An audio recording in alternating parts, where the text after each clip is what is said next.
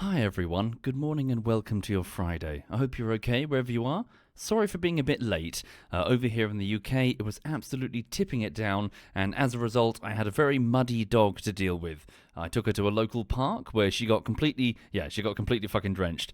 I think the dog is actually upset with me.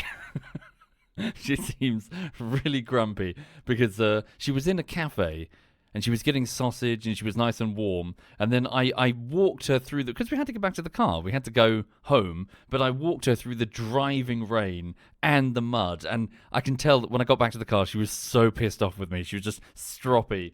And so now I gave her some treats and I sort of toweled her down, but she's clearly very stroppy, so she's in the other room.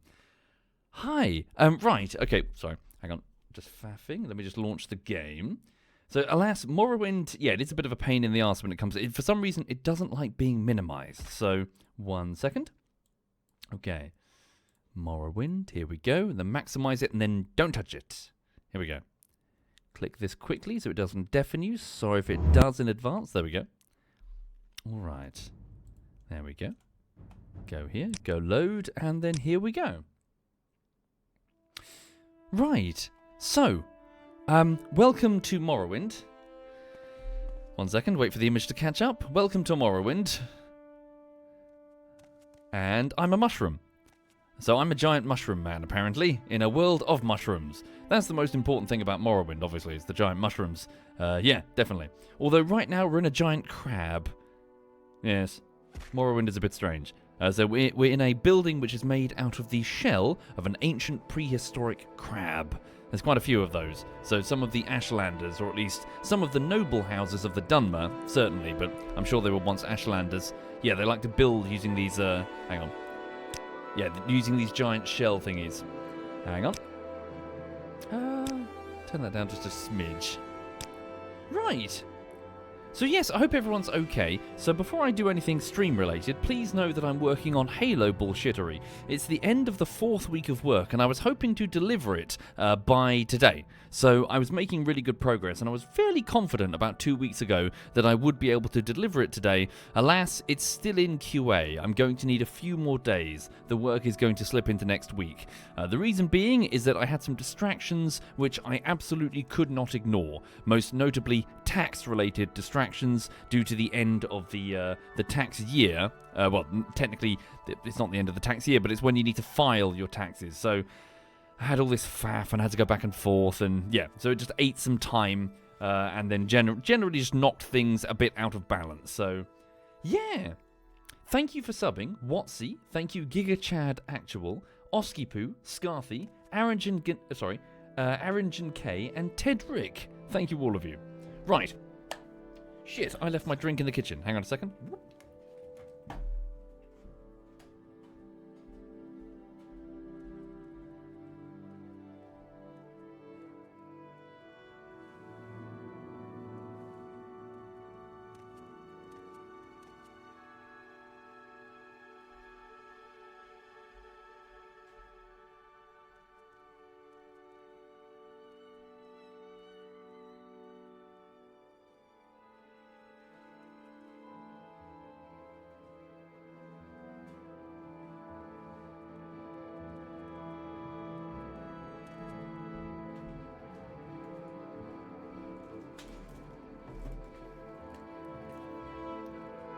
Okay, so, welcome to Morrowind. For those who are unfamiliar with what's going on, a very brief recap of the story and the setting. We are playing as an adventurer who has been released from an Imperial dungeon. We've been sent here under orders of the Emperor himself. We were released with instructions to go and meet a spy master in hiding here in the province of Morrowind. Why? Well, we're investigating some sort of strange... It's not really a doomsday cult, but it's a for the sake of the Imperials, it may as well be. There's some cult that's gaining root in the sort of the foundations of this province concerning some sort of chosen one, a reborn chosen one who's going to turn up and kick all the foreigners out of the province. That chosen one, my character appears to be nodding. That chosen one is called the Nerevarine. and it's meant to be a reincarnated ancient general of the Dunmer, so the Dark Elves. Hang on. So we're here in the town of Aldrune, which is a Redoran... Well, hang on, I'll just show you. So if you look on the map here, so we're going to have to wait a few seconds before it pans up. But we're in a place called Aldrune, which is up the Odai River, past the Odai River, past Balmora to the north, so technically to the north west. 1 second, just going to have a couple of painkillers.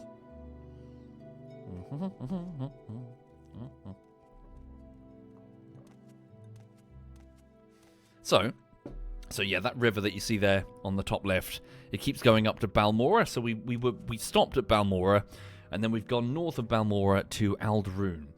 Now we're here because, well, we've been investigating the rumours surrounding this cult, and it does appear to be everywhere. And we're here looking for someone called an Ashlander. They're Dunmer, so dark elves, who typically live on the volcanic ash wastes of this island. So Red Mountain is the name of the volcano, and they live in the ash. So in their yurts, essentially. They're basically like the Freman from Dune, in that whereas most of the Dunmer, or at least the noble houses of the Dunmer, are all sort of doing the politic thing and interacting with the rest of the provinces, the Ashlanders are very, well, they're sort of nomadic, insular, and survivalists, I guess. They live on the land and harvest their food from the land, all that jazz. Anyway, one of them is staying in Aldrune, so this crab town. And we need to find him. We need to find him, and we need to ask him what his people know about the Nerevarine cult. So that's the goal. So, let's have a look around then, see what we can find. Thank you for subbing Ekizone and Watsy. Thank you, both of you. Right. Congratulations, Fajal. What's Fajal done? Thank you, Calamini. Thank you very much, Calamini. Right. So, hang on. Go back to my journal. So we're looking for... So not that Nord guy. So I'm looking for Hasur Zansubani, an Ashlander who left the waste to become a wealthy trader in Aldrune. I've been given 100 septims and told to find out what Zanzibani likes and get him a gift. Then, if I'm to give him the gift, I'm to give him the gift and ask him to tell me about the Nerevarine cult. Okay. Cool. Right. Cancel that. Close that. Maybe I'll just... Yeah, so I'm in a pub right now. What do you want? What is this about? Hello. Thank you, Phoenix. Thank you very much there, Phoenix. Looking for specific people. So all 6 Redoran councillors. So I don't believe he's a councillor. No, his name is not listed here. I guess I'll just poke around. A wealthy trader. So maybe he has a shop. See if we can find it, maybe. So welcome to Aldrune. Right. Probably not saying that properly. That's the Fighters Guild, isn't it? Let's just pop our heads into the Fighters Guild. We're with the Fighters Guild. Hello. Barandrus. Hello. You're a scout. You're new here? I don't believe we've met. You'll offer me... Yeah, you're probably a Bosmer, aren't you? You're offering me sneak training. Okay. Right. 1 second. Ah, fuck. My browser's doing this weird thing where it scrolls when I use the mouse wheel. It's annoying. Thank you, Martum GM. Thank you, Martum. Right. Looking for... Tell me about Aldrune. It's the district seat of House Redoran and a large settlement. The Redoran council chambers are located inside the shell of an ancient extinct giant crab. Tracks lead north to Margan and the Nissis villages south of Balmora. So what's Margan? The road leads north from the west gate of Aldrune. Turn northwest right when the road forks, head towards the village of Margan. So it's a village. Okay. Only settlement along that road. We might visit it later. Well, I've always enjoyed the architecture of the Aldrune, the Redoran. So like the crab shells excavated and then turned into giant rooms and manors and stuff. Outlander. What is it? Okay. Indeed, a satiric. I did see that, yes.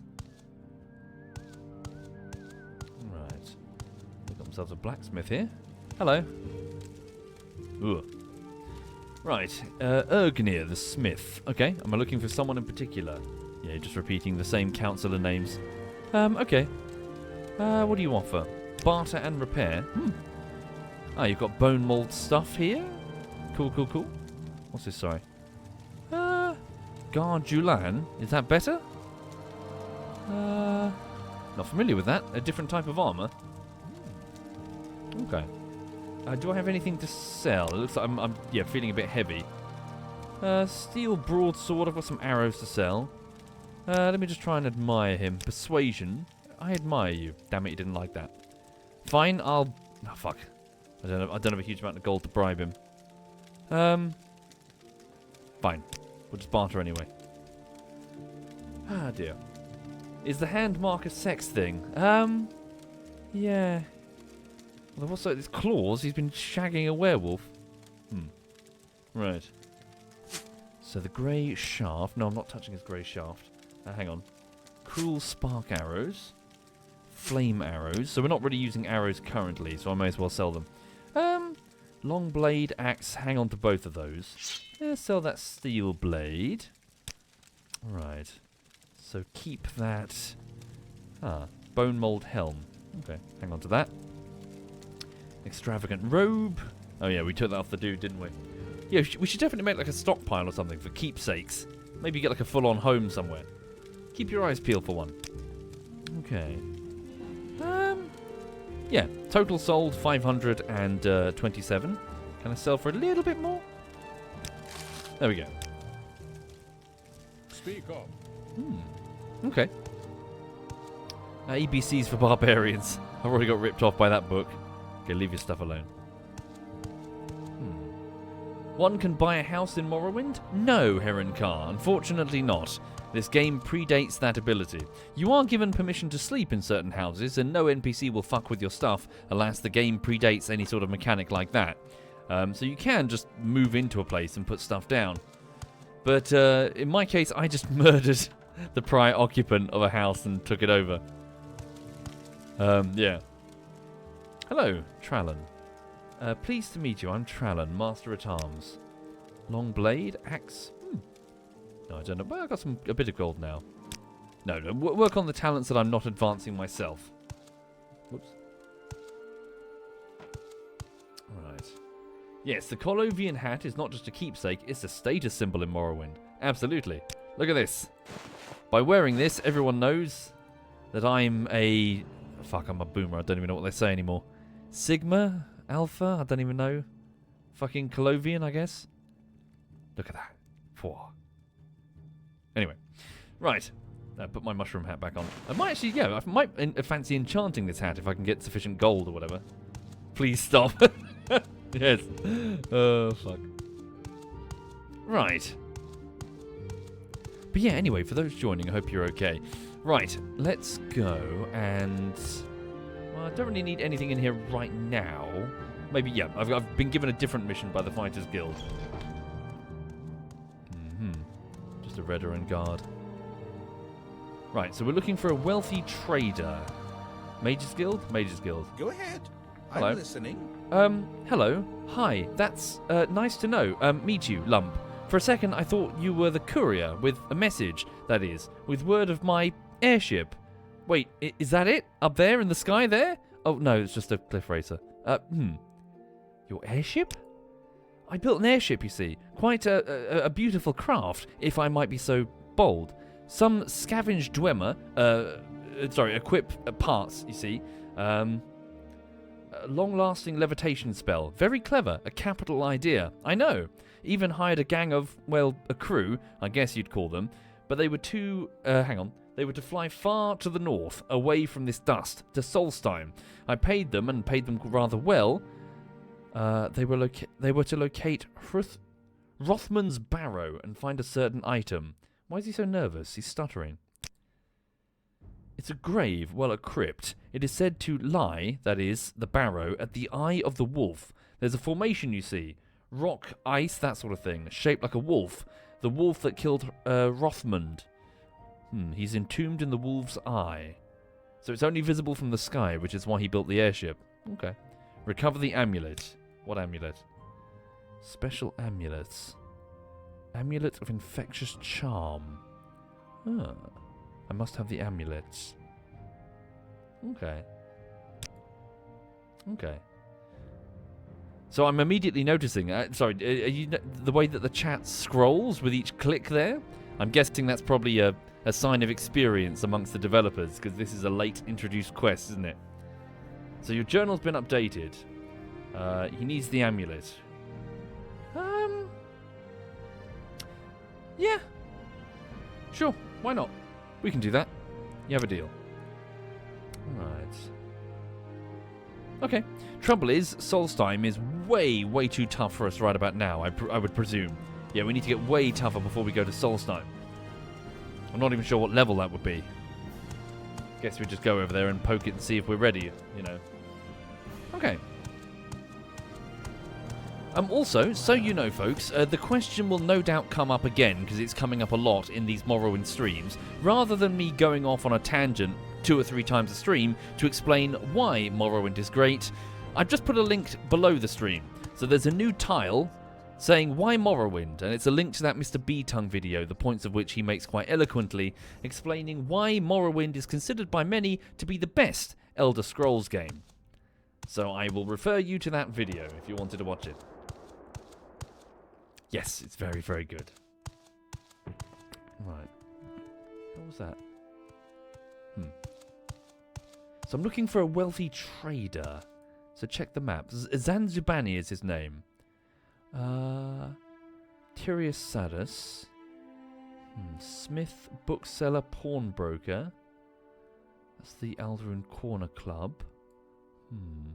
Just poke around, I guess. Guild of Fighters, that's the pub. Is there anything back there? Well, if he's wealthy, maybe he's inside Scar, this giant crab thing. We'll have a poke in here first. Okay. So we're looking for Alchemist, MrBtongue Guild Hall. No. Okay. We'll poke around the shops one by one. Okay, so pawnbroker. Something Zanzubani. Nope. Hi there, Green Sock Ninja. Hi there indeed. My bookseller. Nope. Oh, cool. What is it, Outlander? Yeah, I've always liked these styles of homes. I think they're kind of cool. Right. What's over here then? Let's do some business, shall we? Sadus? What are you? Yeah, every fucking trader has a guard. General merchandise? Clothier? Hello, Bivin Relief. Okay. When was it released? 2002. Oh, you're a smith? Oh, you're right here. Hello. I'm listening. Go ahead. Okay. Nothing of particular worth to me right now. Let's keep exploring. Did I go down here? That's the corner club, isn't it? Right. Sarandas. Hello. Ooh, you've got enchanted shoes. What are you wearing? Hello. Slavery, persuasion, my trade. He has no trade. Oh. What's this? Sorry. The doors of the spirit. The ancestors are among us. They are never farther away than the waiting door. The ancestors are not departed. The dead are not under the earth. Their spirits are in the restless wind, in the fire's voice, in the foot-smoothed step. Pay heed to these things, and you will know your absent kin. Pay reverence through gift and prayer. Acquaint the ancestors with your affairs, with your comings and goings, with your blessing and trials. From the waiting door comes your protection. Heed the spirits, who are the guardians of your hearth, teachers of wisdom, counselors of fortune, seers of fate. Each bone is a door through the wall of the world. Each bone is the road. With wisdom and power, the travellers. Each bone is the ghost fence that guards us from evil. Honour the ancestors upon your hearths, within your halls, in the community of your temples, in the solitude of your tombs. Guard your ancestors from beasts, from thieves, from profane priests and sorcerers. Let no creature steal your spirits, for the plundered hearth is diminished, and the plundered tomb is shamed. Live in one world with your spirits. Honor the spirits within and without you. Do not grieve for the dead. Take shelter in their arms and pay heed to their words. So, they're referring to the fact that the Dunmer have a habit of ancestor worship, and in a very sort of kind of grim way, they keep the corpses of their ancestors around. You can see them in these weird sandy pits. I'm guessing it's probably ash from the volcano. You can see them scattered around their dwellings and in family tombs, which are fairly well travelled by the looks of things, as in lit torches and offerings and stuff. So, yeah, they worship their dead, and they leave their bodies on display in almost like an orcish way, with literal heads on spikes, but not in like a mocking way. So obviously it's a bit of a problem for the Empire. I guess they've just got to tolerate it for the most part. And obviously it stands in direct contrast to the tribunal, so the three living gods of Morrowind, Outlander. who are a bit more I don't know, less grisly. It's another pub. Hello. Skeetle. I'm new here. I have not met you. Oh, hello. Yeah, so can I ask you about Zanzibani? Hasur Zanzibani? The trader? He'll be downstairs reading, or in the back room below the bar. Thank you. Let's go have a word, shall we? So if you're just joining the stream, we're here looking for a trader. I'm guessing it's you.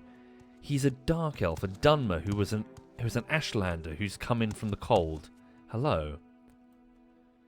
I am Hasur Zanzibani, Lump. May you bless and be blessed. I do not wish to be rude, but if you have business, speak it, for I am at leisure, and would prefer to be left alone with my thoughts. I do have business. I see. You wish to learn of Ashlanders from me, and what is it that you wish to learn?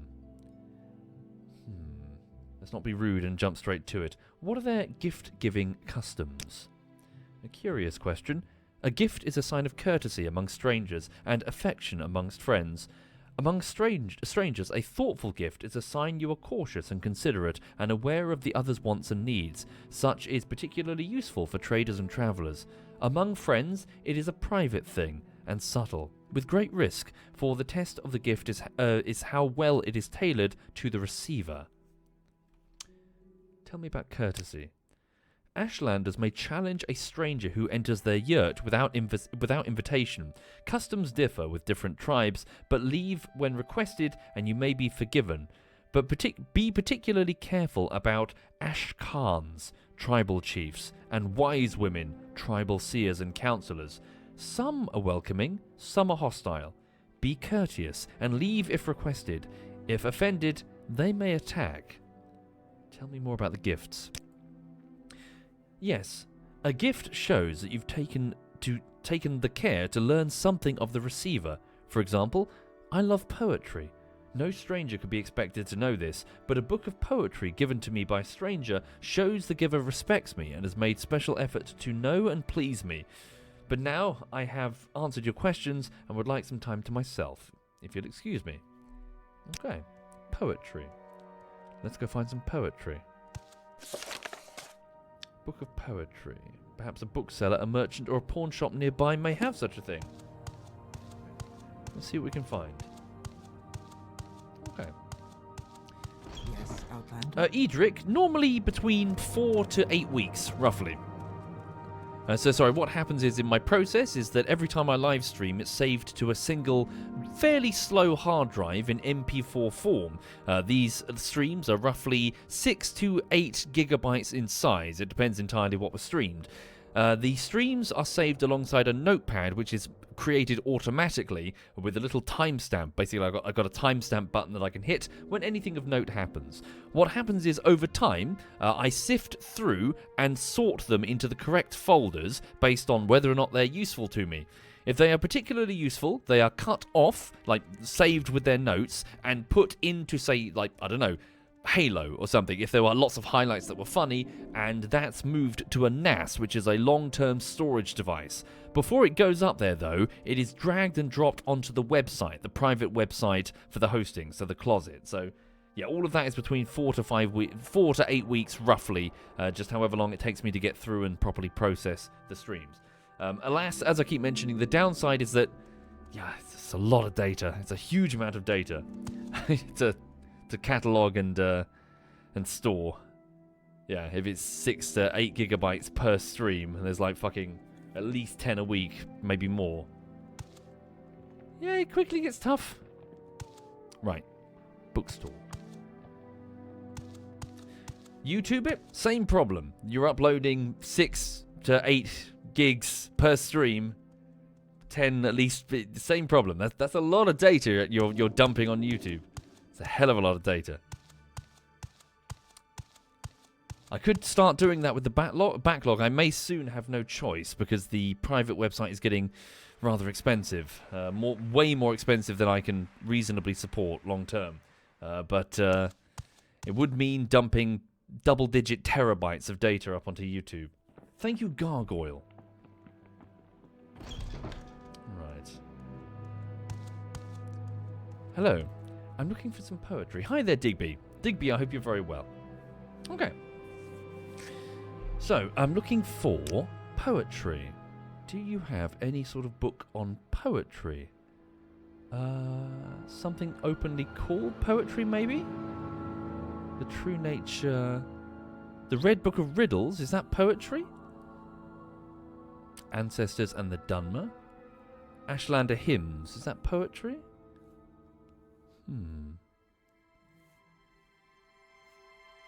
I know not what is poetry. Okay. Maybe he would appreciate riddles? How much is the... Hang on. Ashland Hymns. Hymns to me would imply songs, though, not necessarily poetry. Okay. Let's have a look at this. I've bought this book from him. So, ABC for Barbarians, Ashlander Hymns. A volume of folk verses collected from Ashlanders. Wondrous Love is from the Urshikulaku Ashlanders of the Northern Ashlands. What a wonderful love it is, to bind two souls in faith, chained completely together, with never a false word.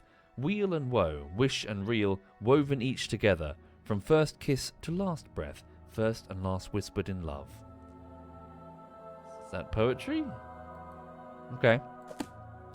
Well, we'll see. We'll see if he likes it. I'm listening. Right. Let's go.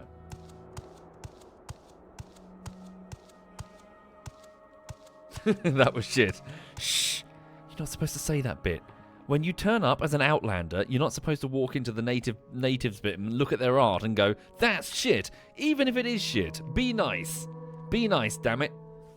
You can't take over their land until the troops arrive anyway. Sorry, I mean, be nice. Be nice. Okay. What do you want? Wait, was this the wrong pub? Sorry. Which pub was he in? The inn. That's right. He's in the inn. Go up here. Right.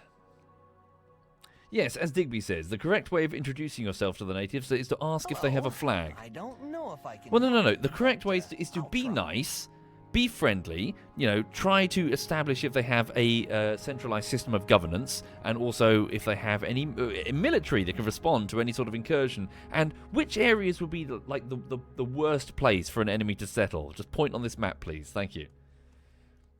Also, do you have any nearby tribes that don't like you that we could convince and maybe sponsor to take over and then act as our puppets in the region in exchange for firearms or whatever? Because frankly, it's a lot easier to manage a province at a distance if it's managed by the locals who just swear fealty to us or whatever. Way easier. Holy fucking shit. Right. Right, hang on. So, poet. Hi. So, question. Thoughtful gift. Right, here we go. So I offer him this book of poetry. This is a gift for me? I'm amazed. You are? You literally just told me. Okay. A copy of Ashland Hymns. Simple sentiments. Simply stated.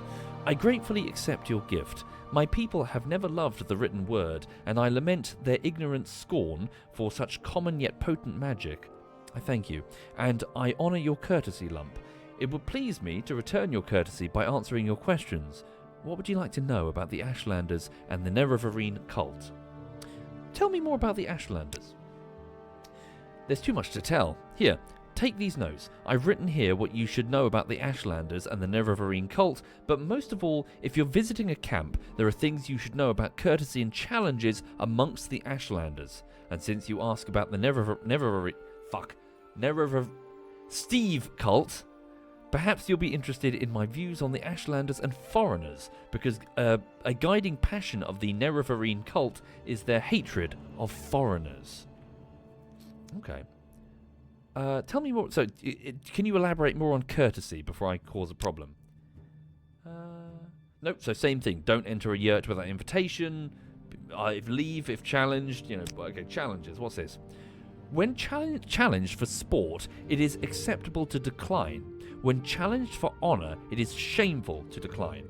Honor challenges come from offense in speech or action, or may represent customary formal challenges of status or ritual. So I need to be very careful when approaching the Ashlanders, because things could get fighty very quickly if I fail to, properly respect their people. Okay. Nerevarine cult. Well, I'll read your notes in a minute. Hang on. Okay. They worship the great Ashcan and Hortator, Nerevar, Moon, and Star, who in ages past destroyed the evil, godless dwarves and banished the treacherous Dagoth and his foul hosts beneath Red Mountain. The cult is of small consequence in Ashlander worship, and only among the Urshilaku do its followers have any influence. Other Ashlander tribes share the sentiment of the cult, but regard the Nerevarine prophecies with suspicion and skepticism. Okay. So one second. Hatred of foreigners. Most Ashlanders wish all foreigners and their false gods could be driven from Morrowind. At the very least, Ashlanders wish the foreign devils would leave them in peace. Ashlanders think it's shameful to attack unarmed persons, but they will kill without hesitation an armed person who offends them or their clan lore. No Ashlander is fool enough to make war against the Empire. However, if such a war might be won, many Ashlanders might cheerfully give their lives to win such a war. Okay. The prophecy itself? I've heard that I've heard it said that the prophecies foretell the return of the reincarnated Nerevar, who shall drive the foreigners from the Ashlands, and who shall cast down the false gods of the temple and restore the true worships of the ancestors, so dead Dunmer. It is a dream that would appeal to every Ashlander, but it is thought but a silly ancient legend and little more by many Ashlanders, myself included. Okay. Thank you. Do I have all I need? I think so. Tell me about your life as a trader. I'm too old to travel now, to risk the beasts and bitter blight of the wastes. Now I sit here, warm, and savour my imported Cyrodiilic brandy, while my adventurous son, Hanat Zanzibani, assists me with my trade, seeking out sources of fine ebony and fetching them at fine prices. Where's your son? I wonder at my son. He's been away so long, without a word to his father. Surely he wishes me to die... Surely he wishes me to die of worry, so he may inherit this fine brandy. He has proposed to chart the rarely visited ancient underground complexes at Mamia, west of Red Mountain. If you should chance see him in your travels, chide him and tell him an old man longs for news of his son and heir. Okay. We'll keep our eyes peeled for him, eh? Right. Shit, sorry. Damn mouse scrolly thing. Thank you, I can't read the word, but thank you for subbing whoever said Happy Chinese New Year. It hasn't been translated, it's still in Chinese. Thank you very much for subbing. And thank you Gargoyle, and Martim, and Phoenix. Thank you all of you. Right. Okay. So we've got the notes that we needed. Sorry, who's the Urshalaku? The Urshalaku are the Ashlanders of the northern Ashlands and the West Gash, in the northwest of Vardenfell. Ashkan Sul Matul is their chief, a brave and respected war leader, and warrior protector of the Nerevarine cult. The Urshalaku camp moves with the herds, but usually lies close to the Sea of Ghosts. Thank you, Hasur. We'll keep our eyes peeled for your son. Now, So good to see you. do I have the notes that Cassius wanted? Yep. Okay. So notes on the Ashlanders. Ashlanders and foreigners. Yep, so what he told me. They'll join a war if necessary. Challenging strangers who enter the yurts. Okay. The cults. So for those just joining the stream, unfamiliar with the lore, yes, so there is a cult that is gaining strength, or, well, some people dismiss it, but it's sort of an undercurrent of belief here in the province that some ancient councillor, the first councillor of the Dunmer, an ancient war hero, is going to return, reincarnated, and drive all the foreigners out of Morrowind. As you can imagine, the Empire is concerned, to lose one of their provinces to rebellion. Especially if some cunt comes along. Imagine if some piece of shit comes along and starts claiming he's the Nerevarine, starts an uprising. It's going to be a huge issue. Right. So, I'm a bit hurt. I could rest. Could do with some rest. My magic's quite high. Can I... Yeah, let me try... Yeah, I need to keep trying to practice with my restoration magic. Probably not going to work. Oh, it works! Sweet. Okay. Thank you, Yimmy. Thank you for the raid there, Yimmy, and welcome. Thank you for doing that, Yimmy. Okay. So, let's return. Yeah, let's head back to Caius Cossades down in Balmora with what we've discovered, shall we? Hang on, there was meant to be this woman that I was looking for here. Outlander. What's her name again? Want? Hang on. Bandits, the money. She believes... So, visit Emerset Brachys in Tel Arund. I do well to meet this woman. Emerset Brachys. I'm sure I'm mangling that pronunciation.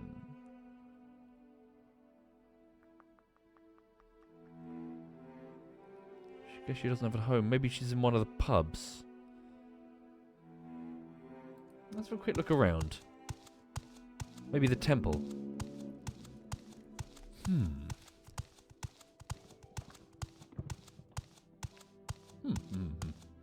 So yeah, over... Oh, there's another house over there.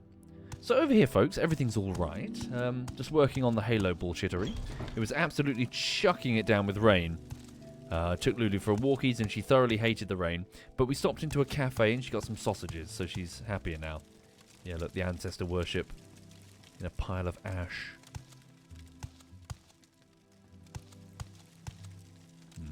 Priests. Oh, you can do enchanting. Cool. The spells that I know.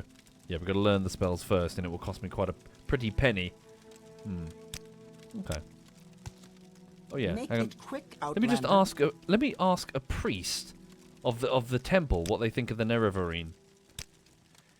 The Ashlanders have a prophecy that one day a reincarnation of the legendary hero Nerevar will unite the Dunmer against the invaders and restore the ancient Dark Elven nation.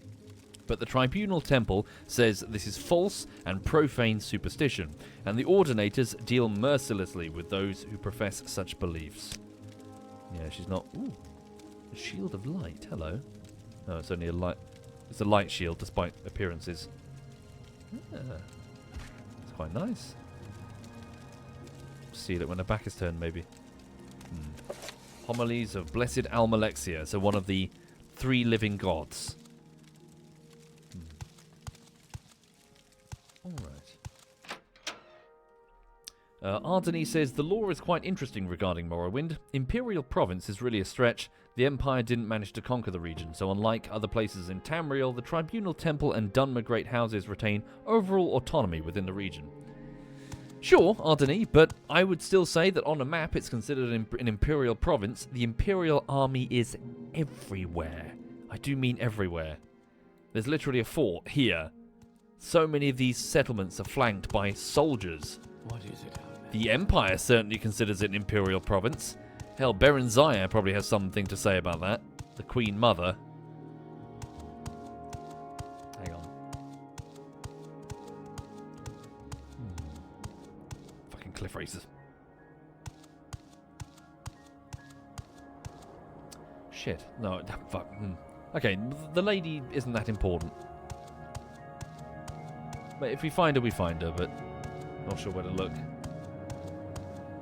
Okay. So, up to the Siltstrider platform we go. Hello. For those unfamiliar, the fast travel system. These great big striding fleas that technically stride through the swampy waters. Right. Hello. Right, good day, stranger. Welcome to Alderun. Alderun is the district seat of House Redoran. Yep, large settlement made out of giant crabs. Could you please take me back to Balmora? So what is the current time? So it's currently the 27th and it's 1 in the afternoon. So take me to Balmora, please. There we go. It's still the 27th and it's now 5 in the afternoon. Okay. Thank you very much.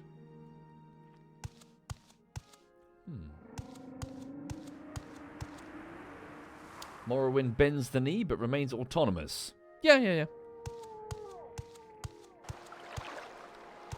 So, let's go and speak with the Spy Master.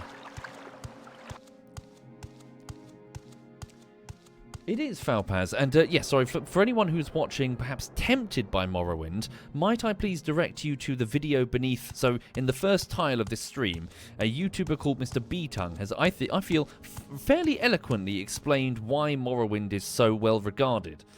It's dripping with just atmosphere and flavour. Yeah, it's really, really good.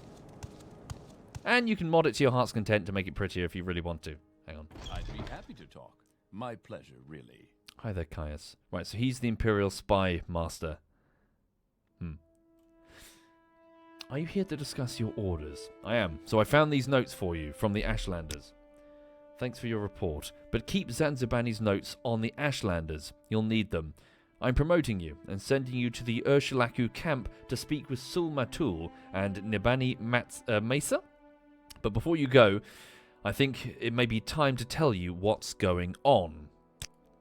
The Emperor and his advisors think you have the appearance of meeting the conditions of the Nerevarine prophecy. That's why you were pulled out of the prison on His Majesty's authority and sent to me, so you can satisfy the conditions of the Nerevarine prophecy and become the Nerevarine. Here, this is a decoded copy of the coded package you gave to me when you arrived. Read it later, it should explain everything. As you'll see in the decoded message, the Emperor and his counselors say you have the appearance of satisfying the conditions of the prophecy. Do you really satisfy the prophecy? Are you really the prophesied Nerevarine? At first, we were just supposed to create a persuasive imposter. Now I don't know what to think. But I'm sure of one thing. This is not just a primitive superstition, and we will treat it seriously, just as His Majesty commands. So, Zanzibani says Sul Matul and Nibani Mesa at the Ursulaku camp are the heads of the Nerevarine cult, so I'm sending you to speak with them. Tell them your story, have them test you against the Steve prophecies. As heads of the Steve cult, they'll be the best judges whether you satisfy the prophecy. When you've spoken with them, report back to me. Here's 200 drakes for your expenses, and pick up essential supplies at Fort Moonmoth. So, okay. So, as no doubt many have inferred at the start of the game, yeah, born under a certain star and a certain day, we might be, I mean, look at this, obviously we look the part, we might be the reincarnated Nerevar. No telling either way, but I'm sure the Imperials would like to control any potential, even if it is an imposter. Again, would you, if you were the Emperor, would you fucking want one of your fucking provinces to mass revolt? Get a fucking... what's the word I'm looking for? Not Potemkin situation. Fucking, you know, like a mass peasant revolt when you got some guy who's just claiming to be the reincarnated whatever. Yeah. Hang on. So what am I referring to? What's that incident in Russian history when they had this massive peasant revolt because some dude convinced everyone he was the resurrected, like, Nicholas the whatever or something? It was like really, really fucking bloody. Pugachev, was it the Pugachev revolt? Yeah, it was crazy. Like some fucking some low-born dude basically come along and was like, "Yes, I'm the reincarnated da da da," or I'm the escaped da da da, whatever. Like, you know, king, czar, whatever. And then a whole bunch of fucking peasants revolted. Okay. So, right, we need to go. Sorry, where was it? The Ashlaku. So they were. Hang on. Check the world. So they're up there. No, wait, that's Margan. That's a village? No. So hang on, let me just check the map again. Let it scroll around. Yeah. But I hope everyone's okay again. What else is going on? Yeah, just very, very, very damp here in the UK. The rain seems to have stopped now, predictably. The moment I'm back indoors and no longer dog walking. Lulu got drenched and she was very grumpy that I forced her to wear the coat that she hates. Okay. How's my throat? Still quite sore. Yeah, I don't know what's going on. Okay. So,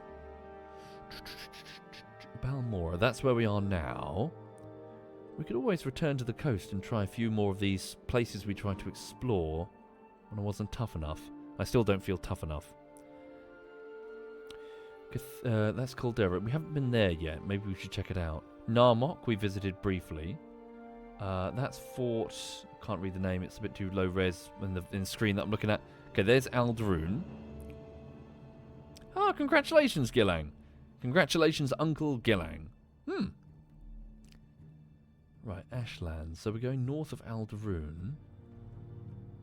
Okay. So West Gash, they said. They follow the herds? Margan. There's the small village. There's West Gash. Okay, that must be it there. No, wait. That's Margan? Margan? So where the hell do you reckon their camp is?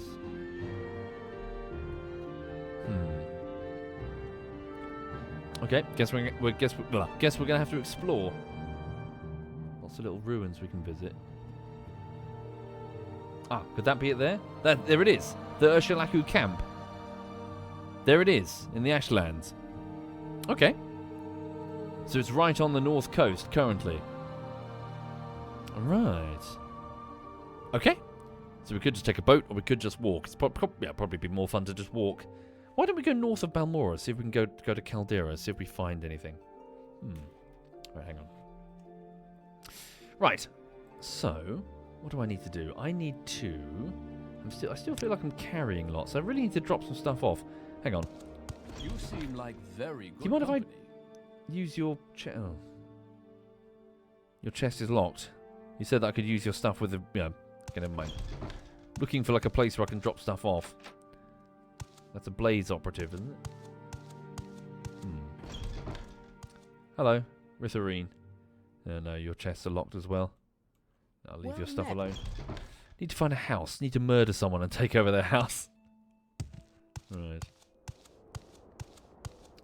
Because, yeah, I was thinking of just dropping off some spare weapons, you know? Spare, like, heavy helms or whatever. Okay. Right. Yeah, that's true. I could just drop some stuff on Caius's floor. It's not as if it's going to it doesn't despawn. It's all a big persistent world. Okay. So hang on. I think north, if we do go north, we had that mission from the Fighters Guild. We need to eliminate some Telvanni operatives, so one of the 3 noble houses. They're apparently in one of the egg mines. Where are they? Victims, murder victims in Vivek. Maury's glove. Here we go. I'm to find and kill 4 Telvanni agents responsible for thefts and disappearances at the Caldera mine. An ebony mine, maybe? Okay. Fighters Guild mission. Caldera's north of here then. Yeah, let's go north of here.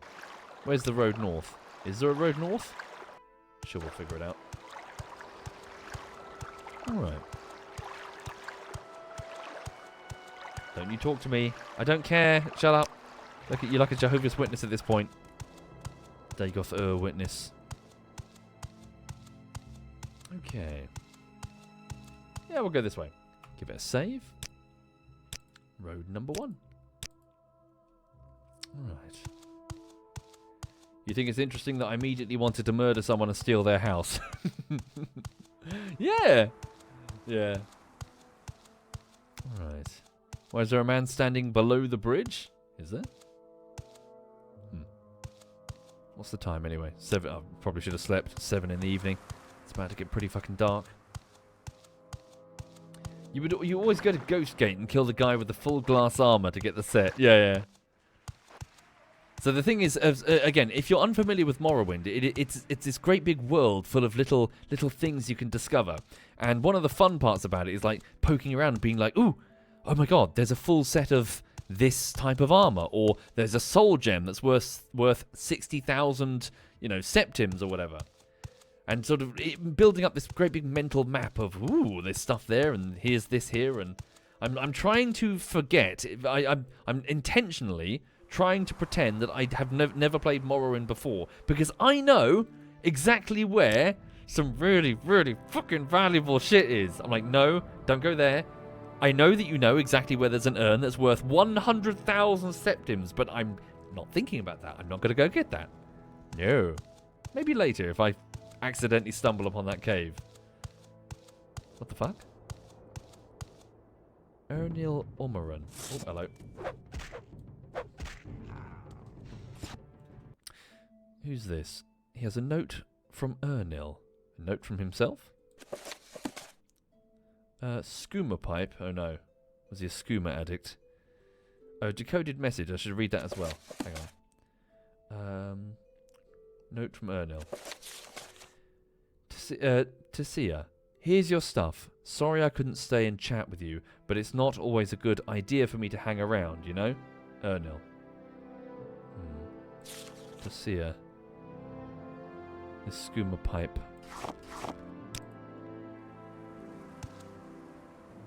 What happened? He just blundered into a Nyx hound and got killed? Maybe we should keep our eyes peeled for someone notified Tessia of his death. So I was doing some background reading, so apparently skooma is a drug that was discovered on mixing moon sugar, which is like catnip, like a sugary catnip. Mixing moon sugar with a type of it's a type of plant that grows here in Morrowind, and the Dunmer discovered it. They discovered that with this concoction they could make skooma, which is a narcotic, a pretty serious narcotic apparently. It's no joke. Getting off skooma is apparently incredibly difficult.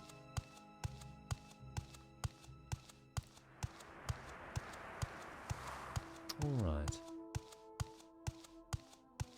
More Kwama, maybe? Pretty sure this is just the road to Caldera. Hello. I don't have any fatigue, I can't hit it. Oh, no, maybe I can. Oh, shit. No, my fatigue bar's empty. I can't hit you. Hang on. There we go. Alright. What type of plant is this? Stone flower. I should really try the alchemy. I should get some training in alchemy. Okay. Just wait here for a second to recharge my stamina bar. So yeah, trying to think what else is new really over here. Yeah, just working on Halo bullshittery. Lulu's fine. Being a bit lazy when it comes to some chores that I've got to get done. I've got to book an electrician and a plumber. But again, I'm just being lazy. Did some tax stuff last week, as mentioned. Yeah. How many hours have I sunk into Morrowind? I don't know, sorry. On PC, well, not that many. But years ago, I'd play it loads on whatever console we had. I presume it was probably the Xbox. Yeah, it must have been the Xbox. How goes the diet? Paused for now. I did it through the end of December and through most of January. Sadly, I only lost about 3 kilograms, which is frankly kind of rubbish. I was expecting a much bigger bang for my buck. Oh well. I'm sure I'll restart it at some point, but yeah, I didn't do that well. So. No discipline? Yeah. The trouble, in my defense, food is so nice. Food is so nice. Oh. Like, if you've never tried food, I recommend it strongly. It's really, really good. I mean, you put it and you heat it up and you add spices. Oh. Food is so good. Right.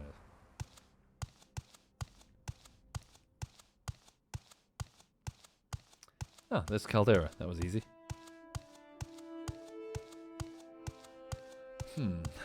What type of diet was it? It was called the 5-to-2 diet. So the idea is you eat normally for 5 days, and then for two of those days you fast. So you take in at most 500 calories, but preferably nothing. And the intention behind this is that you're putting your body into a state where it has no choice but to burn fat for those 2 days. They're not back to back; they can be any days. So I chose Saturday and Tuesday. Sorry, I'm in combat music. Oh, Zagua. Right, welcome to Caldera. They're staring at like, what the... Oh, there we go. Go, Imperial! Oh, wait, what the fuck is that? What did you just attack? Diseased Alit? What the fuck is that? Ooh. Okay. So, let's have a poke around this village. Is there an inn we can stop in? Ned Hellas. Hello, Ned. Tell me about Caldera. Caldera is an imperial charter town, part of the Caldera Mining Company Charter, which grants the company rights to mine ebony from the right deposit here. The Caldera ebony mines themselves lie to the southwest. The town has a real western flavour, makes Outlanders feel right at home. Caldera is rich and bound to get richer, since the profits from the ebony exports continue to grow as the mine operations grow. Tell me about the ebony mine. The Caldera ebony mine is southwest of the village. There's an office, a bunkhouse, guard towers over near the mine entrance. If you're thinking of taking a look while you're here, head straight west from the town and then swing south into the bowl of the mine through a gap in the mountain. Otherwise, you can try climbing straight over the ridge, but it's too steep a climb for most. Okay. Thank you. Any local services? Schenk's Shovel, the trade house in the south gate, has beds, food, and sundries. Hollersmod is the Nord is our smith. Veric Germain is our trader. Igola the pawnbroker, and Falan Namo the clothier. House Halalu services are available in the big governor house on the hill to the northeast. The Mages Guild is in the southwest corner of the town. They have an alchemist, enchanter, mage, and nightblade. Various other folks in the town offer training. Is that the... What is this about? Is that the inn? Is that the okay. The Mages Guild are squeezed into that tiny tower? Oh yes, speaking of which, folks, sorry, entirely off topic. I don't know if this is going to be a thing. It's going to be entirely a question of whether or not I can convince my clanmates to do it. But soon, when Valheim releases its last zone, so the zone thing, I was pitching an idea to the guys.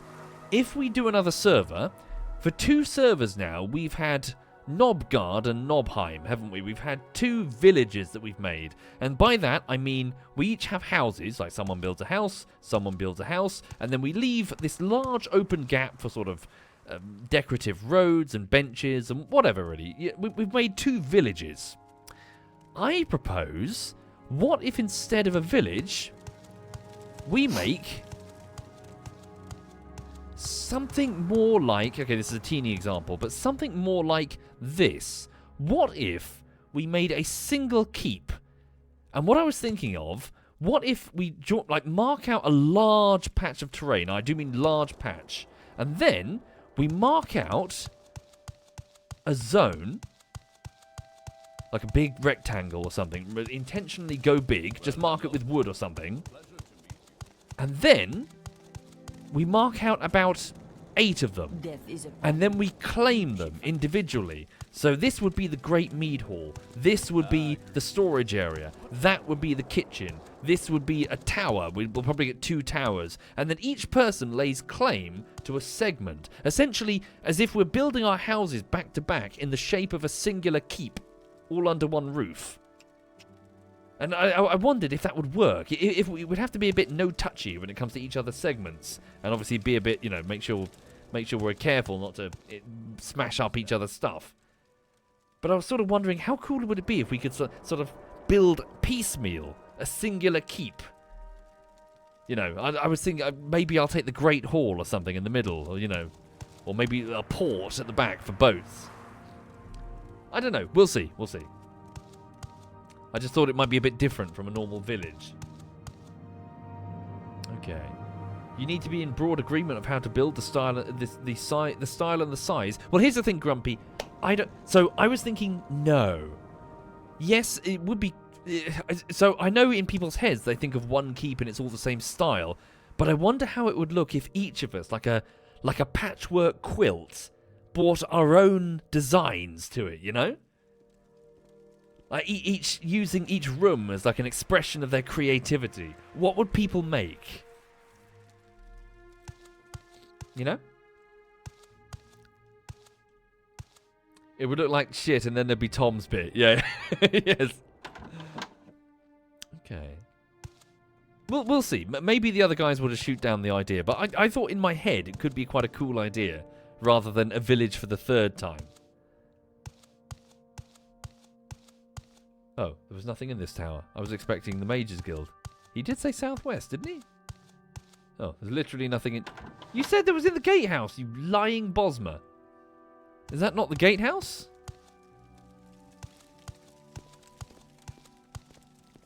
Trader. Hello. My name is Veric Germain. Can I help you? What do you trade? Ooh, wow, you got quite a few bits here. You've got 1,100 gold. Ooh. Silver shard axe. Frost damage. Hang on. What have I got? 3 to 7. That's similar. A warhammer of wounds. Blunt weapon, 2-handed. Drain health. Ooh. Amulet of recall. Ooh. Amulet. That could be quite cool. That you need to mark a location first, I believe, right? You can sort of teleport to safety. Or just back home. The ring of fireball. Invisibility for 10 seconds. That could be useful for the steel shit. The frost mirror robe reflects. That's quite a good trader. Okay.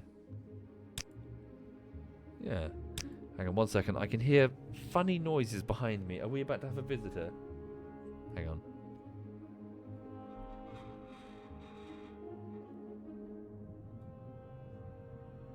Lulu? Hi! Hi, darling. You're awake now, are you? Hi. Come here. Yes. Yes. You been good? What? What? Where's your squishy rat? Hang on. Squishy rat, squishy rat. What?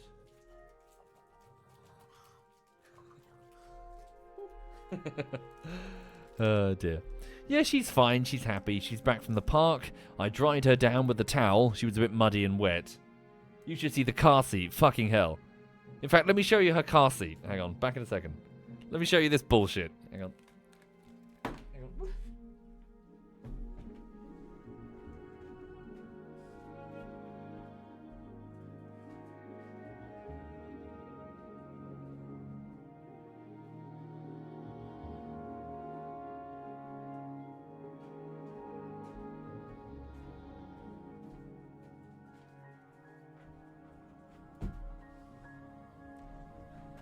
Okay. Well, it won't be as impressive as I was hoping because I've already taken off the pillowcase and stuffed it in the wash. But This is her foam car seat. So imagine you can see the edges are covered in mud, but imagine in the middle there was a pillow and it was just caked in the mud that she trekked in from, because obviously she's got to go in the car. So she goes into her car seat and she just got the whole thing just completely caked in dried mud. So that case is coming off the foam and it's going to go in the wash later. Hey! What? What? Come here. Come here. What? Come here. Yeah. What? She's a donut. Okay. Right. Does the Queen Lulu wear a tiara in the car seat? No, but when I take her places fancy, she wears a purple bow tie that Birdie bought her and sent her from Europe. Hang on.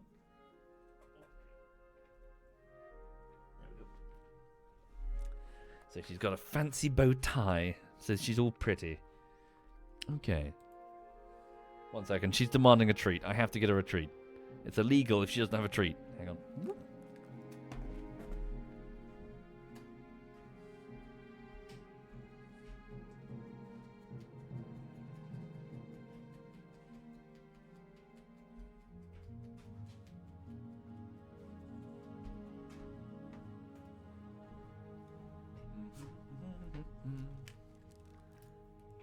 Okay.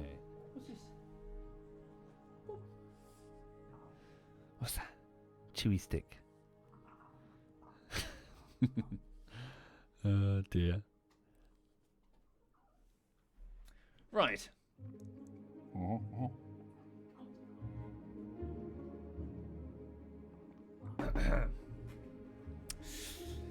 So, let's go. So right, let's just explore the local area. Tell me about the Caldera Mining Company. So it's chartered by the Emperor to extract ebony ore from rich underground deposits here. Okay. The blue plates are nice, but the brown ones seem to last longer. Right. The Devil, cephalopod helm. I don't know. I was sorry when I was reading that. I thought it was some fantasy. I was like creature, like cephalopod. Right. Spell absorption. Ooh. Bound curates for 60 seconds. Holy shit, that's cool. Value 1,700. Okay.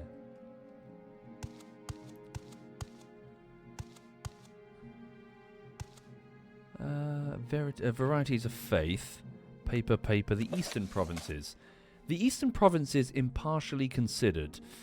And even if we overlook the dubious moral and legal justifications for hundreds of years of occupation of these two provinces, what economic or military benefits can we derive from Morrowind or Black Marsh? So Black Marsh is where the Argonians are from, yes? Indeed, a few beneficiaries of imperial monopolies in the provinces do profit from exploitation of their wealth and resources, but does the empire as a whole benefit? Hardly. The vast machineries of the imperial bureaucracies cost far more to maintain than can be recovered in duties or taxes, and the cost of establishing and maintaining the garrisons of the Imperial Legion in the far-flung wilderness posts of these provinces would be cost-effective only if there were evidence of a military threat from the east, but no such evidence exists. No army of Morrowind or Black Marsh has ever threatened the security of any other imperial province, let alone the security of Cyrodiil itself. In fact, a greater threat to imperial security lies in the idle legions that the taxpayer spends thousands of drakes to support.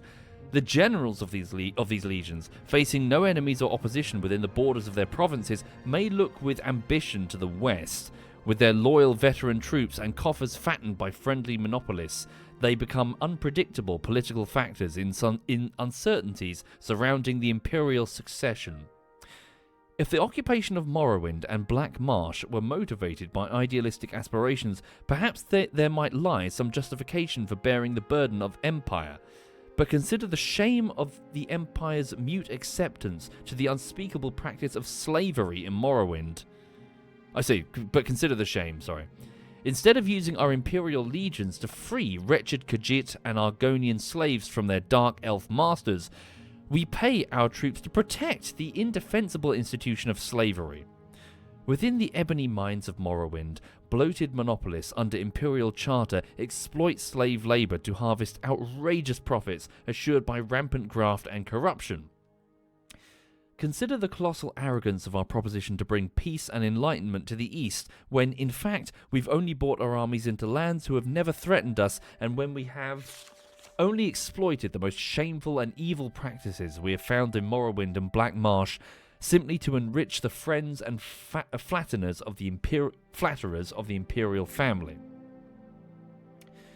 Impartially considered, our occupation of the eastern provinces is morally corrupt, militarily indefensible, and economically ruinous. The only conclusion is that we should disband the eastern legions, withdraw the imperial bureaucracies and monopolists from the east, and give these ancient lands and peoples their freedom.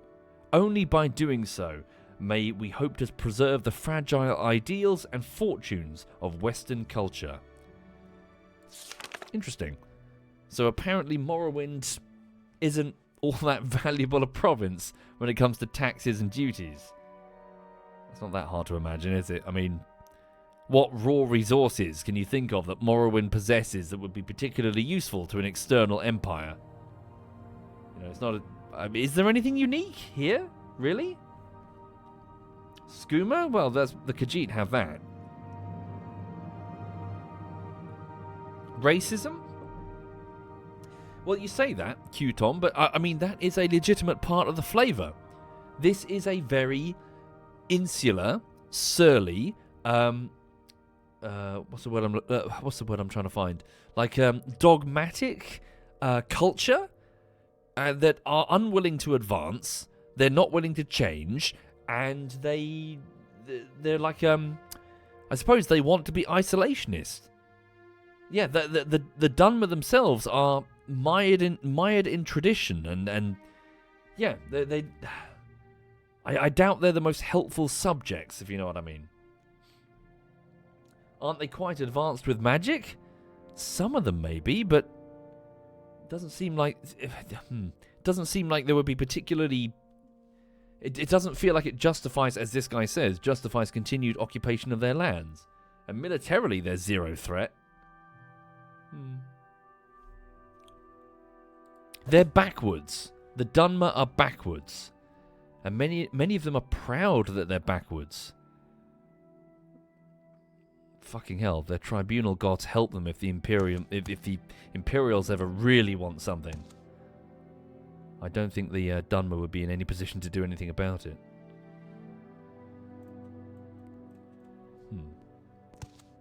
This guy's got a good home.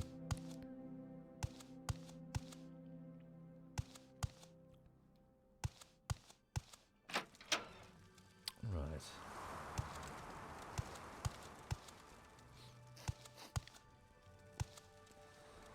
So,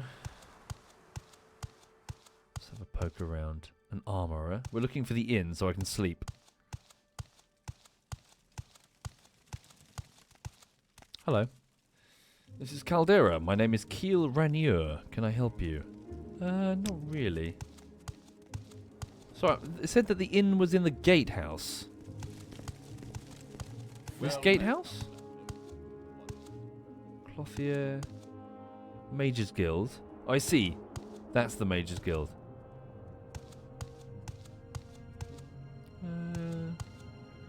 Is that meant to be the gatehouse over there, or the fort? Okay.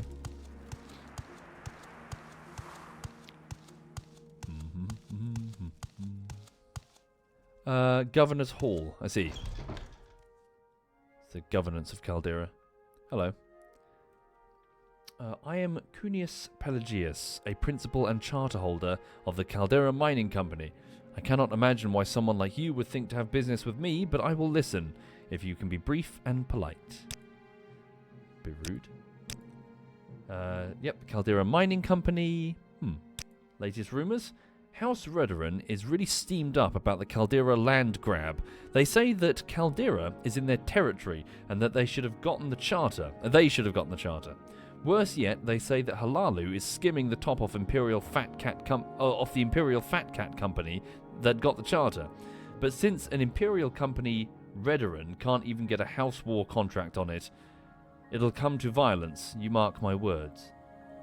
Since it's an imperial company, Redoran can't even get a house war contract on it. I'm not sure what that means. House war contract. I think that's something the Tong do? Kimura Tong? Whatever they're called? They mentioned that. House war.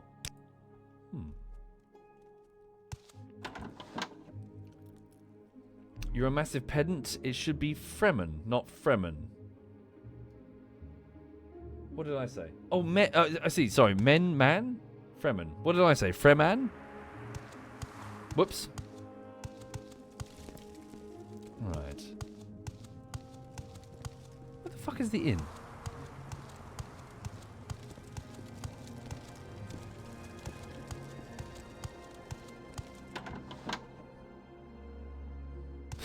Am I just poking around some empty storage fucking towers? I think I am, aren't I? There's fuck all in here.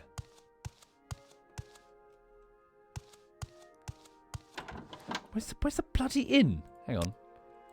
Search the local map. North Tower. Okay.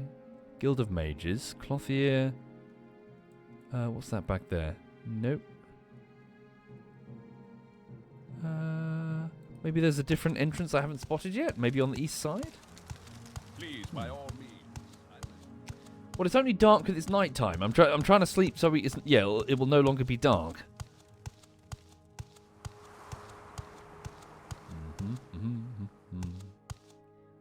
Mana. Armorer.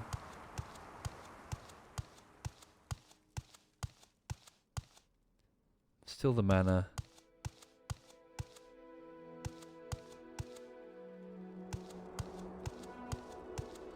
Maybe I should just teleport from the... Well, it's going to be expensive, though. I was going to teleport back to the Mages Guild and go back to Caius's house. Sleep there. Oh, is that it there? No, it's the Mages Guild. Oh, hello. What's this? Nope, just some dude's house.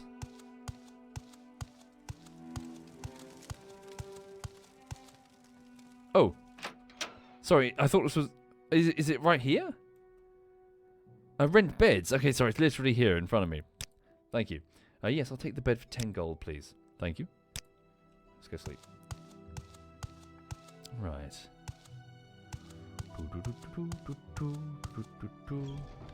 this the correct bed? No, it's just a storeroom.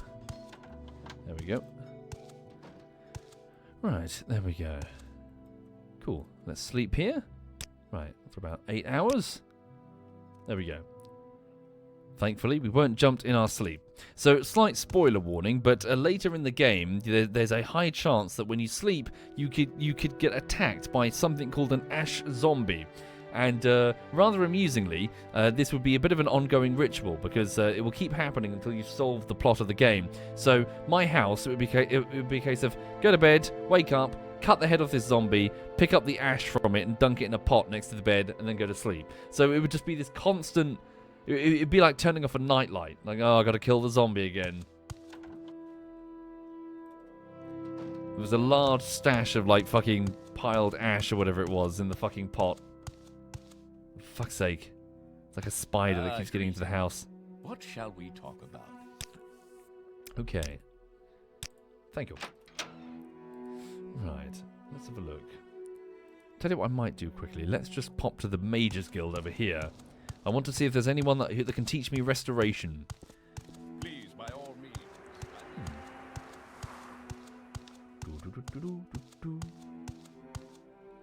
Clothier. Hello. Right, Mages Guild spells. What do you know? So you've got summoning spells, destruction spells. Hang on. Ignore most of those. Okay. Ooh, might be able to buy some potions off this dude. I probably will need them, actually. Do you have any potions of... I'm looking for just healing potions in general. Restore fatigue. There we go. Quality restore health potions. Buy 2 of them. 150... Bloody hell. I'll take them. Okay. I don't recall using teleportation, and yet there I was. Alone. Naked. Spells, hang on. So, what's he got? Alteration spells, destruction spells. Mysticism, recall.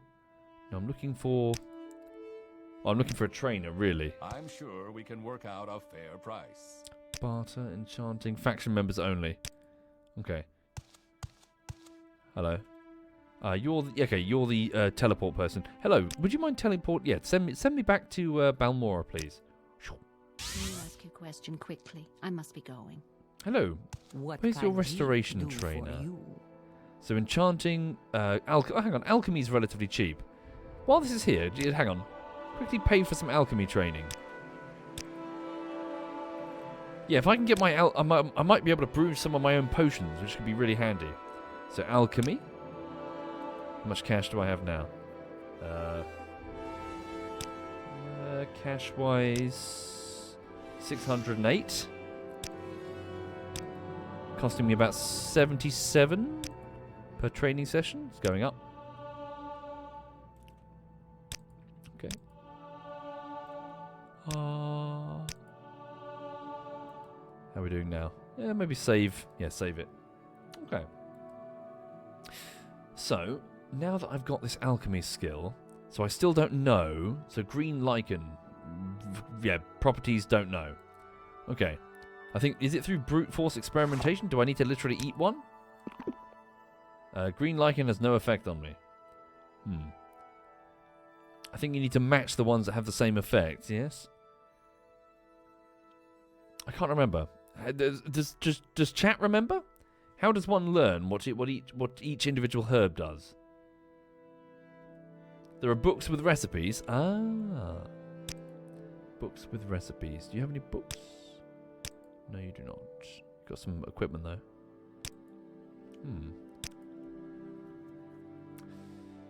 Shove them up your arse. I see. Yeah, I think it's pestle and mortar mixing, isn't it?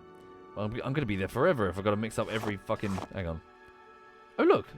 The skooma pipe is part of the alchemy stuff. I didn't know this. Crab meat. Bread. Oh. Restore fatigue. Oh, it tells you, does it? Create effects.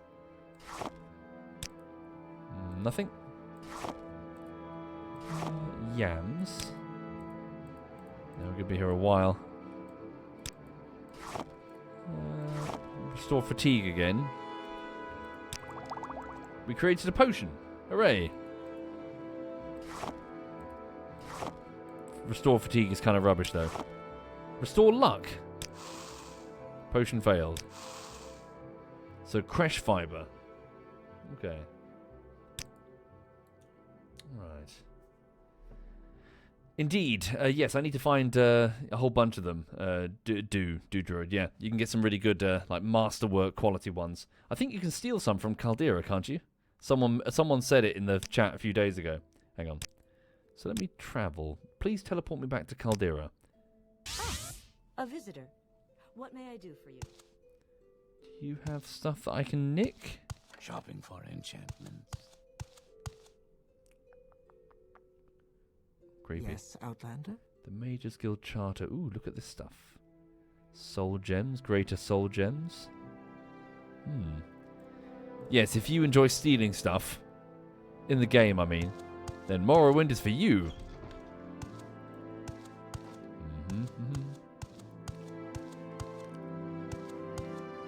Aha! Oh, wow, okay. Master Retort, Master Alembic, and Master Calcinator. All just completely unguarded.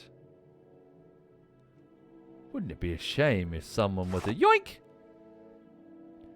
Yoink, yoink, yoink. Shh. No one saw that. Right. I'm not, no, I'll leave behind something, you know, of equivalent value. Here's an apprentice, mortar and pestle. See? It's fine. Right. Okay, Master Retort. Let's have a look. Cool. Wonder what the skooma pipe does. Okay. So, Quama egg, maybe? Ectoplasm. No. Maybe I should start reading books. Teaching me how to make stuff.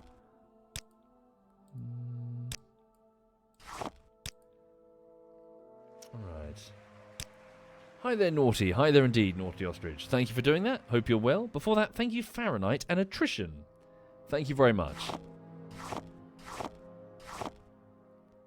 Owlet hide, hound meat, spore pod. Okay. Sorry, does it work if I just drag anything? Oh, it does. Fire salts, fire petal. Oh, drain health. Potion failed. Yeah. I thought so too, Bosco, but maybe not. Hang on. Go to all of the herbs that I've got with me. Spore pod. Green lichen. No effect. What's something I've got multiple of? Small quama egg. Hang on, eat one of these. Has no effect. Thank you, OPEC. Thank you very much there, OPEC. Weird.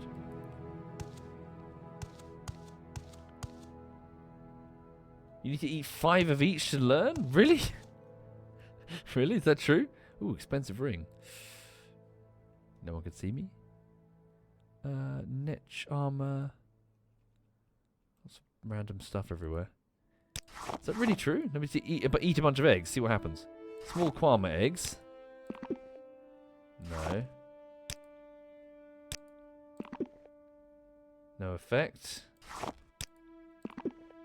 No effect. No.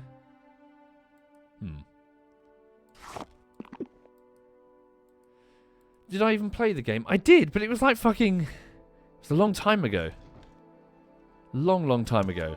I can't remember the specifics of alchemy in a game I played in 2002. Oh, fuck. Is it still foggy? Oh, it's 1 in the morning. Oh, of course, because I did the training. Rats. I did the training and therefore advanced the time. Oh, so we're back to the night. You know what? Fuck it. We're just going to stand around. Oh, resting here's illegal. Ugh. Resting here's illegal? I'm going to get arrested for vagrancy? Fuck you. My current alchemy level. It's currently... alchemy. Only 12. Oh, not much. Okay. Right, what am I doing then? Let's go find that mine.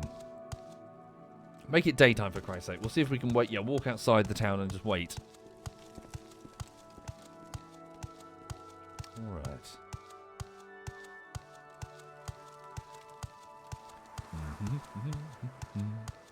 So, a hole in the mountain. Go this way. Right.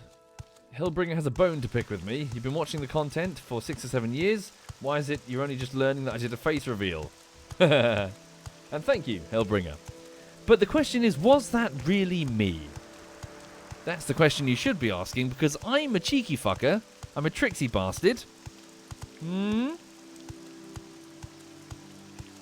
Are you sure that was me? Could have been Duckslayer. Oh. Damn it, no fatigue. There we go.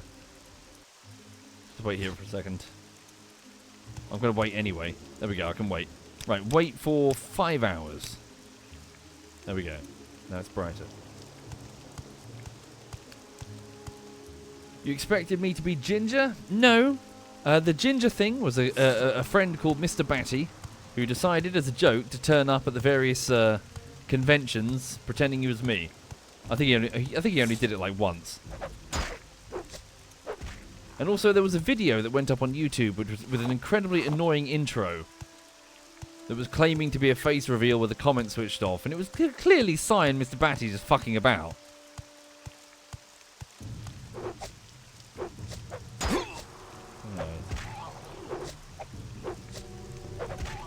we go. There we go. Here's the mine. So, the Fighters Guild have sent me to the Caldera Ebony Mine because apparently 4 Telvanni, that's to say, noble house agents, are here, stealing and causing problems. I'm to eliminate them. Here's the mine.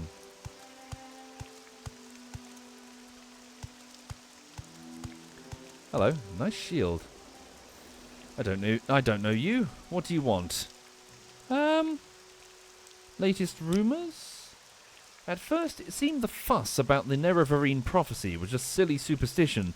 Then I learned that the Dunmer have been waiting for Lord Nerevar to come back for centuries. The Incarnate, they call it. Every few years, an Ashlander appears, and the tribes call him the Incarnate. Then the temple goes out, hunts him down, and reveals him as a fake. Why does the temple worry so much about it? So 1 minute, while we're here, what were those notes that I was given? The decoded message from the Emperor. Spymaster Kaios Kossades, Knight Errand of the Imperial Order of Blades, Director of Imperial Intelligence in Vardenfell District, Eastern Province. I have the honour to acquaint you with His Majesty's wishes concerning Lump, an individual of no rank or consequence. Lump has been released from prison by His Majesty's authority and sent to you with this missive. Lump is to be entered as a novice in the Imperial Order of the Blades, and is to serve under your absolute authority as you see fit, except insofar as His Majesty's particular wishes are concerned. His Majesty's particular wishes are as follows. A local superstition holds that an orphan, an outcast, a youth born on a certain day to uncertain parents, shall unite all of the tribes of the Dunmer, drive out the invaders of Morrowind, and shall re-establish the ancient laws and customs of the Dark Elven nation. This orphan, an outcast, is to be called in legend the Nerevarine, and is supposed to be the reincarnation of the long-dead Dunmer general and first councillor, Lord Indoril Nerevar. Lump has the appearance of meeting the conditions of this local superstition. Therefore, it is His Majesty's desire that Lump shall, insofar as is possible, satisfy the conditions of this ancient prophecy and shall become the Nerevarine. Though this prophecy is indeed only an ancient local superstition, His Majesty has taken counsel on this matter, and with his most expert informants and confidants, with his most expert informants and confidants, and His Majesty is persuaded that the prophecy is genuine and significant, either in its entirety or in several parts, and he earnestly demands that you treat this matter with the utmost seriousness. Certain aspects of this ancient superstition are described at the end of this document, and further materials will be forthcoming by courier at the earliest occasion. It will, of course, be necessary that you acquaint yourself better with the details of this ancient superstition from local sources. Since this matter intimately concerns Lump, it is expected you will employ him to gather information on the subject. His Majesty has taken a great personal interest in the legend and prophecies of the Nerevarine, and eagerly awaits reports of your reports. I have the honour to be, Sir, your most humble and obedient servant, Glabrio Bellinius, Personal Secretary to the Emperor. Okay. Yeah. Your loyal servant, Steve. Okay, is this the Ebony Mine? Give it a save. Alright. I watched Stargate SG-1. I did, yes. At least some episodes in the first few seasons. Alright, hang on. Wait here for a second, just waiting for my fatigue to regenerate. Right. Oh yes, I'm continuing to watch Star Trek Deep Space Nine. Oh my god, it's so cool. I can't get over how fucking cool this show is. I watched an episode where the Dominion are invading, and it turns out it was a false invasion. They were trying to blow up a star, like a supernova star, and catch like the Federation and blow them all up. And I was like, ooh. It's getting really good. Oh, sorry, there's this one bit. Yeah, sorry, can I just talk about this bit? I'm watching Star Trek Deep Space Nine, and, okay, so the cool thing about Star Trek Deep Space Nine is that in Season 3, I think it is, everything's turned on its head, because through the wormhole that they're exploring, they encounter this they encounter this empire called the Dominion. And in many ways, the Dominion is like the anti-Federation. They're not like, you know, like the Planet of Hats. You know, like you go to an alien race and it's just, oh, they've got funky eyebrows, or oh, they've got, you know, there's something funny going on. The Star Trek seems to be full of all of these alien races that just have one gimmick, and that's it. And, like, you know, the Romulans are tricksy, the Vulcans like logic, the Klingons are fighty, you know what I mean? So they encounter this faction, the Dominion, which is like none of that. They're not, we're evil for the sake of being evil. They're just hyper fucking competent. They've just got, like, administrators who are really competent, warriors who are really competent. They've got like a leadership cast which is really competent.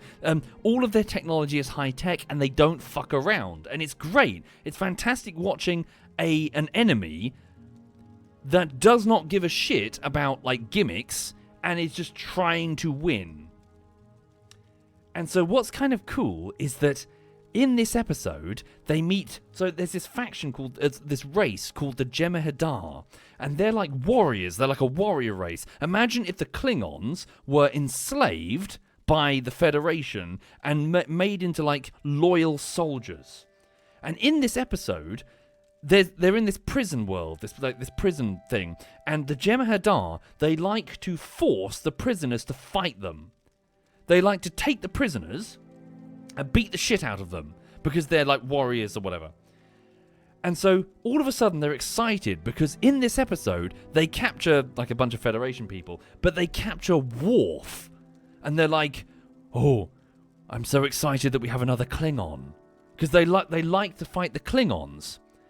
And what was really cool about this episode is that the Jem'Hadar send their like lowest rank guy to fight Worf in this arena. They've got to stand in this circle and beat the snot out of each other. And then, you know, if they yield, they stay down. But if they don't yield, they've got to hit this button on a plinth. And it was so basically the lowest rank guy goes in, Worf beats the snot out of him, and he's like, "Is that the best you've got?" It's like, "No, he was our youngest or whatever." And so, day by day, new competitor comes in. Boom, boom, boom, boom. Worf beats the crap out of them. Next competitor, Worf comes in, beats the crap out of them. And so, one by one, he's holding his... But obviously, Worf is getting injured more and more. He's taking more and more injuries. They break his ribs. You know, one of them stabs him in the heart with, like, his claws. And it really, really wounds him. Anyway, at the very height of the episode... the final competitor steps into the ring, and it's the Jem'Hadar first, basically the highest rank, like their commander essentially. And he steps into the ring, and he just starts beating the crap out of this wounded Worf. And each time he sort of like runs in, beats the crap out of Worf, and then Worf hits the ground, and he's sort of like wounded, and he's struggling. But each time Worf hits the little button that says, "Fuck you, I'm not out. Like, I don't hear no bell," basically. He's refusing to go down. And so again and again, this Jem'Hadar first, their most elite commander, is just beating him down. And Worf is not going down. And, like, Worf is like a bloodied mess. He's, like, fully fucked up. He's been knocked down so many times, he can't even stand up anymore. And this other Klingon that's in there, like this general called Martok, he's with him, like his, you know, like in a wrestling match, like your coach. And he's like, "Worf, just stay down. Just, honor has been satisfied, Worf. Stay down." And Worf just gets up and hits the fucking "I don't hear no bell," you know, hits the pillar. He's refusing to go down. And what was really cool about this is that two things were cool. All of a sudden, after the beatdown, the Jem'Hadar first, his opponent, says, "Look, just stay down, man. Like, stay down. It's okay. You know, stay down. You don't have to get up again." You know, his opponent is acknowledging how fucked up this is. And again, Worf gets up, hits the pillar. And that is when the Jem'Hadar guy goes, "I yield." And everyone's like, "What do you mean you yield?" He goes, "I yield."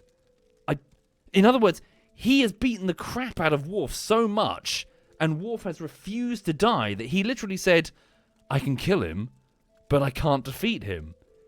And yeah, basically he's earned his respect This slave race who honor nothing but victory because victory is life. This Klingon has earned his respect, and he refuses to kill him. And so it's at that moment. So then the second cool thing happened when the commander of the base, a race called a Vorta, looks down the nose and goes, "Huh. Shoot them both." And then the Jem'Hadar raise their weapons and without question shoot them. Now Worf is teleported out at the last moment because there was like a plot thing to do with the teleport. But the Jem'Hadar first dies.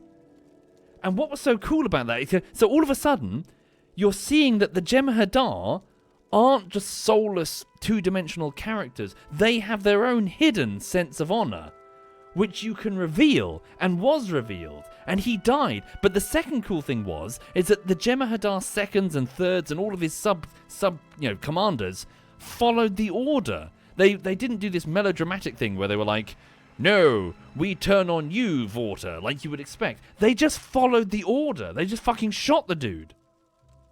And so, sorry, the reason I'm babbling about this is like, this is awesome. You've got this hyper-competent faction with a hyper-competent and fairly nuanced super soldiers, essentially, as their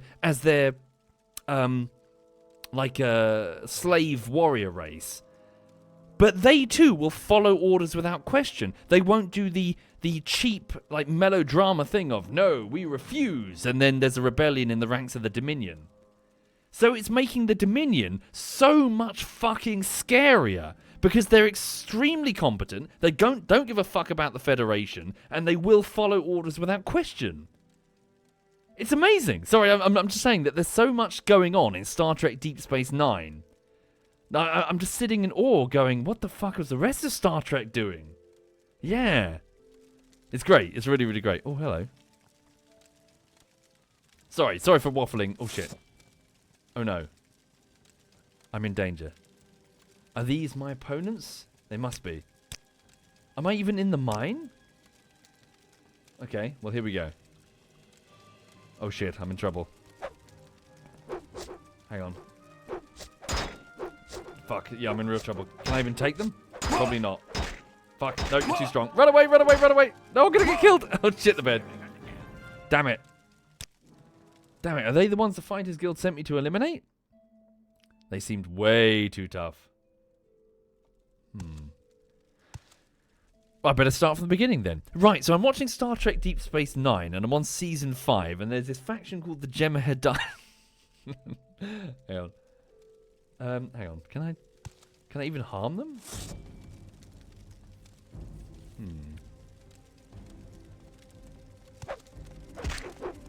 They seem wait. There's 3 of them as well. Oh no, wait! I can harm them. Okay, hang on. I might be able to take them if I can just eliminate them. Yeah, if I can just work them down. So let me just give a... Hang on. Mara's gift. Let's try to heal myself quickly. Okay, back away. Then use Star of the West to absorb fatigue on which one? Anyone. Right, there we go. So hopefully you won't be able to hit me with no fatigue. There we go. That's 1. Okay, then use a quality restore health potion. There we go. Whoa, you did something. I'm not sure what it was, but you cast something. Is that a heal? There we go. Next one down. We're good. Okay, Fothima Hirathan, Sathasa Nero, and Aluan. Okay, hang on. Are they the ones I'm here to eliminate? So the Fighters Guild sent me up here. Where are they? Deliver the book. Vec with 3 tasks. Where was it? Yeah, the quest log is a fucking nightmare, to be honest. So that was Solstheim.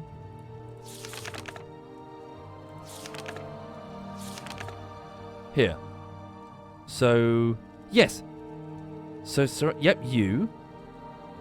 And Alaveg. Fothina Hirathum and Alaveg.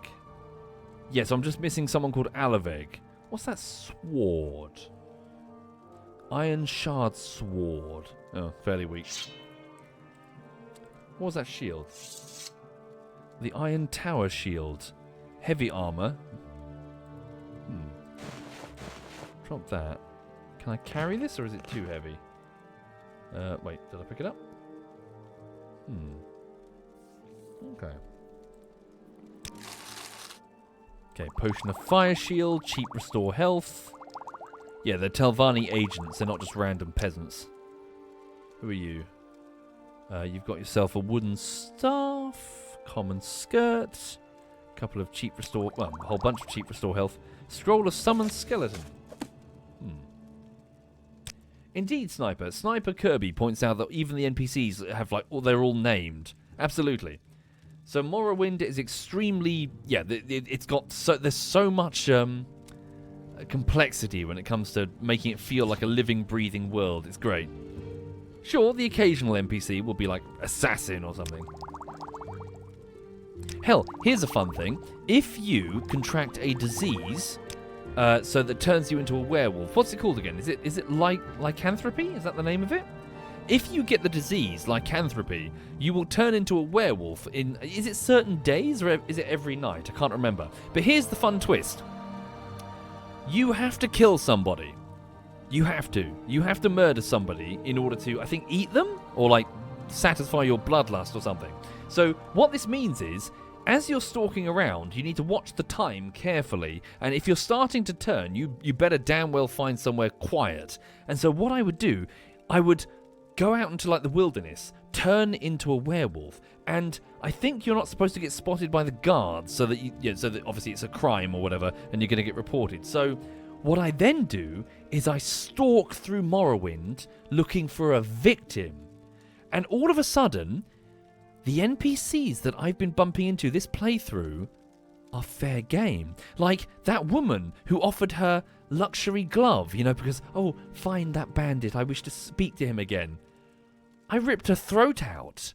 Like the fucking, that nice lizard who wants to give you shirts to bring to Aldrune or whatever. He's fair game. And so you're permanently killing quest givers and people. And you might accidentally kill someone really important, but that's just the nature of, oh fuck, you're a werewolf now. You gotta kill somebody. You're sort of tearing bites out of the world. It's great. It's a full-on evil playthrough you can do as a fucking werewolf. Yeah. Right. So, I'm too heavy, and the dog is howling at something outside. Two-hander, one-hander. Should really sell these. Can you hear Lulu balking at something? Put that robe down.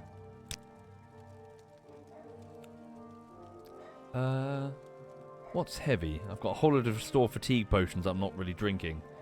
Cheap restore health. Put down that hammer. 2 more. ABC for barbarians? Put that down. Yeah, random books that have Kaguchi mating habits. We don't need that. Okay. Well, I'd like the shield, you see. The shield could be useful to me. Equip the shield, and then equip the one-handed silver spark axe. Right. Let's go find the last dude. He's in here somewhere. And then looking at the time, I need to wrap this up fairly soon, for I've got some editing to do.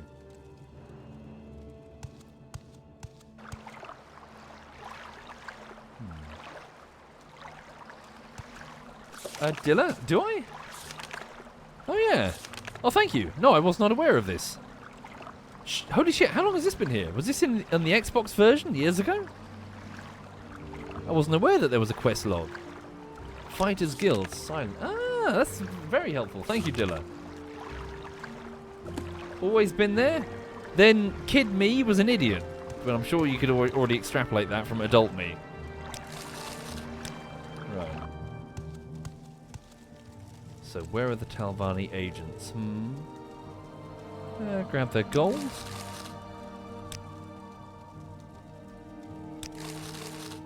Right. Every little septim helps. What's that? Restore agility? No. Oh, I can hear what Lulu's growling at. Tell you later. Rusted chest which is trapped. Hang on. I'm sure it's going to be fine. Oh. I've used it up. Apprentice probe? Hey! Oh, I see. The probe... Ah, okay. So that disarms the trap. Cool. Go with an apprentice lockpick. There we go. 3 coins. Hooray. Right. Oh, really? The quest log was added in Tribunal. Ah, okay. The DLC. Alright, I'm not that stupid then. That's fine. Shalrotta just finished watching Battlestar Galactica. What, all of it? What a ride. Absolutely loved it. Too bad it suddenly stopped after they jumped to Earth. Yeah. Shame they never finished it. Good. Glad you enjoyed it, Shalrotto. Glad you enjoyed it. Right, where's that last dude? Oh, hello. There's a fucking fish. Fucking there's a fish. Even the fish are beating the shit out of me. Fuck you. Where's the other fish?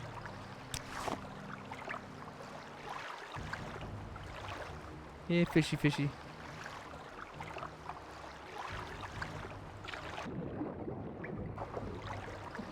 Here you, there you are. Ugly bastard. Gotcha.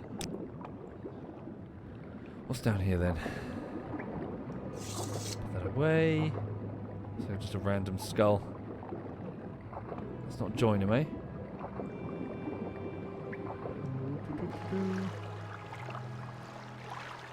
Okay. Hang on. So pathway goes up. That's just the cavern.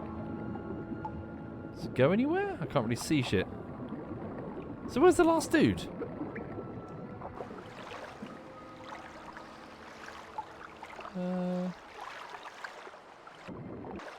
Unless that goes somewhere? No, it doesn't. Swim straight down. Oh, there's a chest down here. Hang on. Quickly, can I get to it? Oh, it's trapped. That hurt. Expensive amulet. Common amulet. Take the expensive amulet and then swim for my life. Oh, no. Okay, we made it. Okay, we need to find the last dude.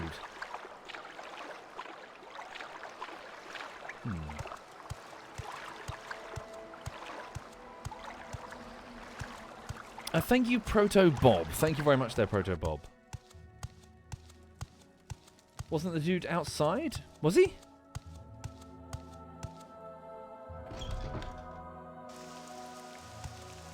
Began with A, didn't it? His name? Oh yeah, it's him. Oh fuck. The dude I just spoke to was telling me about the fucking temple. Shit, I need to take you out? Apparently I do. Sorry, dude. Just rest for a second. Don't mind me. I'm very friendly. Okay. I'll have to eliminate him. But yeah. How do the other Elder Scrolls compare to this one? So, theorist, might I recommend the video that I've linked below the live stream in that first tile? It's by a YouTuber called MrBtongue, and he briefly explains what's so great about Morrowind compared to the other two. Long story short, it is a game of intense flavour and atmosphere, which lets you roam around and explore, and feel extremely immersed in this other world that's really well realised and is really believable and messy. Whereas the other ones started to get more dumbed down, more gamified, smoother mechanically, no doubt, but a significant step backwards in many regards. I strongly recommend Morrowind. If you can get over the jank, and it's not that too difficult to get over the jank, yeah, definitely give Morrowind a go. Alright. Sorry, dude, but apparently I've been ordered by the Fighters Guild to attack you. Now you're going to get it. There we go. I see. Where are you going?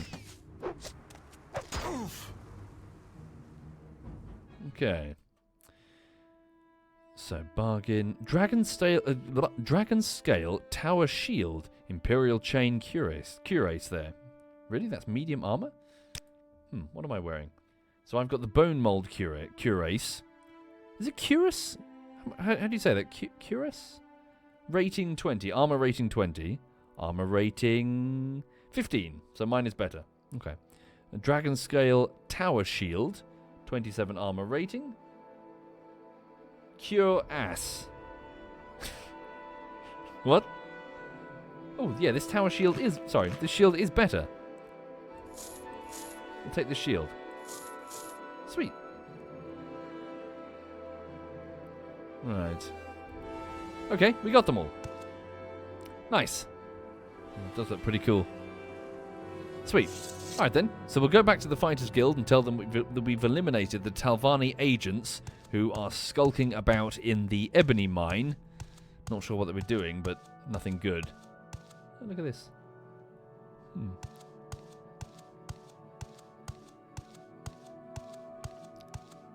Okay. Kotiara says, I'm in a country where YouTube is banned. Go easy on me.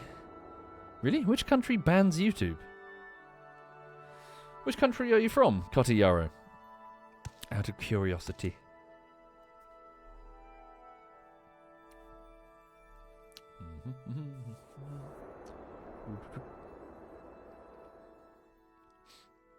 Russia, China, and Turkey have all banned YouTube? Russia recently. Oh, fuck. Well, I hope you're okay. Holy shit, hope you're okay. Hope you're okay, man. Seriously. Fuck, that sucks. It really, really sucks. I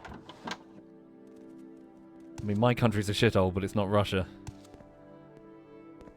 Hi. So we're an imperial town. Are you? You're a mine, if anything. What do you think about the company? Well, you just extract ebony. Hello. Why the long face? Right. I think they're just part of the office here, right? What's down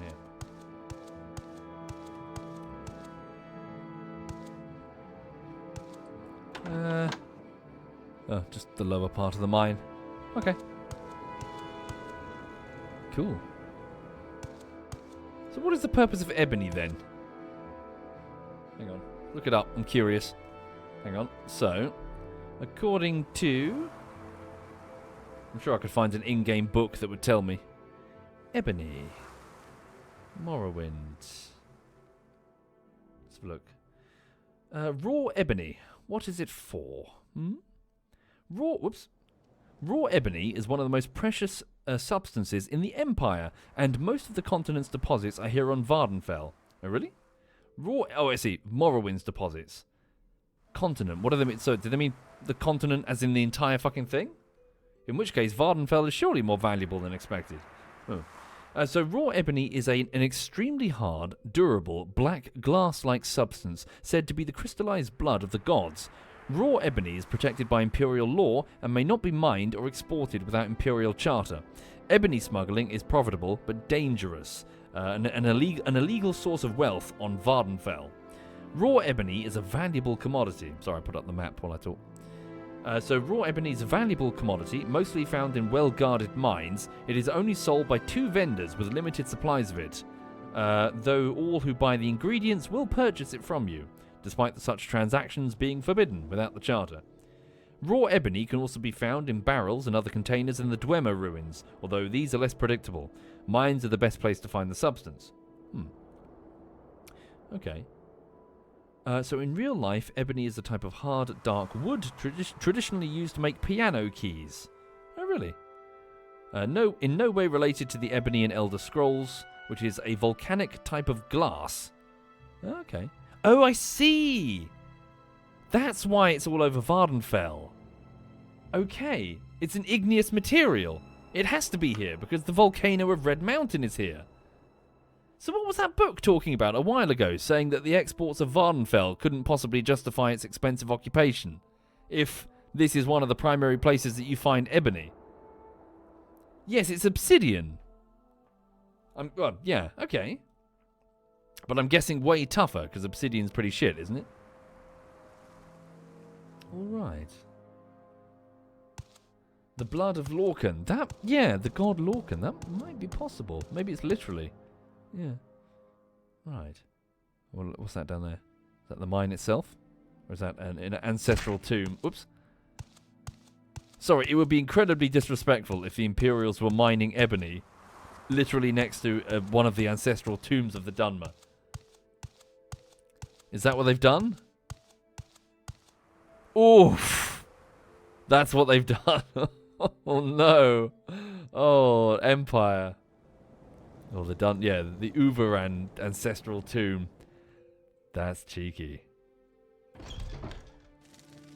That's proper cheeky. He says, totally robbing it. Hi. Hello.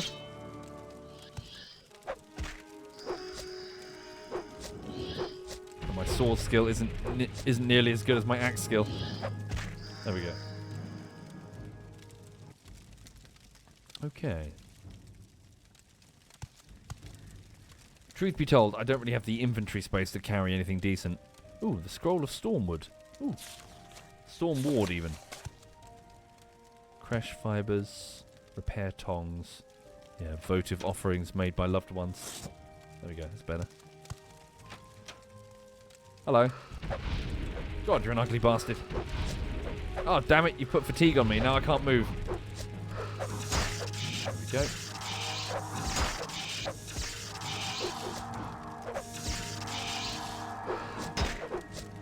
Come on. Gotcha. Lesser soul gem. Yeah. One of the bodies reanimated to serve as a guard.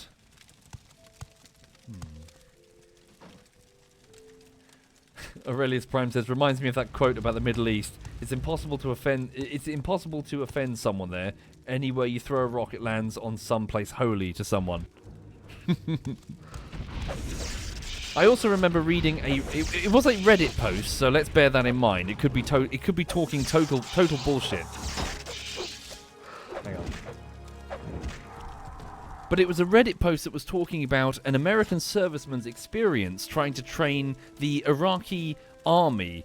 Was it the Iraqi army or the Afghan army? Because apparently there were so many issues with trying to explain very basic things that we take for granted in our Western society. Things that are just really, really difficult. One of the most notable things is the fact that, again, this is according to the post, so maybe it's total bollocks, but who knows. He was saying that like there's such this weird culture of just strange local ways of doing things that simply, okay, like he would say a patrol doesn't have fuel or whatever, you know, they've run out of fuel, and just asking why they've run out of fuel would lead you down this weird rabbit hole of bizarre decisions being made on a local level. Like, okay, they're out of fuel because it turns out their resupplies weren't coming in because their resupplies were being redirected to this other group, and so instead they had to literally abduct a guy at gunpoint and force him to go and get fuel from this other group by making a deal with this group, as in it became this bizarre, like, bribery chain of weird decision, instead of just get the fuel from the resupply depot or whatever. And it got impossible, like this ever more complicated like system of deals and weird exchanges. And apparently the other thing that the post claimed, again, all of this is just a post, who knows if it's true, is that at one point they were trying to train a mortar team to accurately drop mortar rounds onto the training target. And apparently, the mortar team would legitimately fire the mortar shell in the rough direction. They wouldn't adjust the range. They wouldn't listen to the spotter. They would just put the shell into the tube and fire it in the rough direction of the enemy. And when asked why, the gunner claimed that God would guide the shell.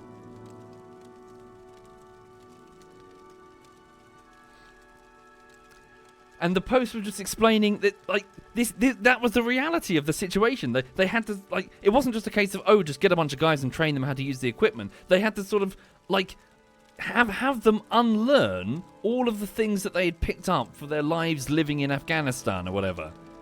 Because all of that stuff made sense in their local environment, but when you apply it to modern weapons and equipment, it and like supply chains and logistics, none of it fucking works that way. Anyway. I think that post was on like it was on the best of section, like talking about like experiences with training in Afghanistan or something.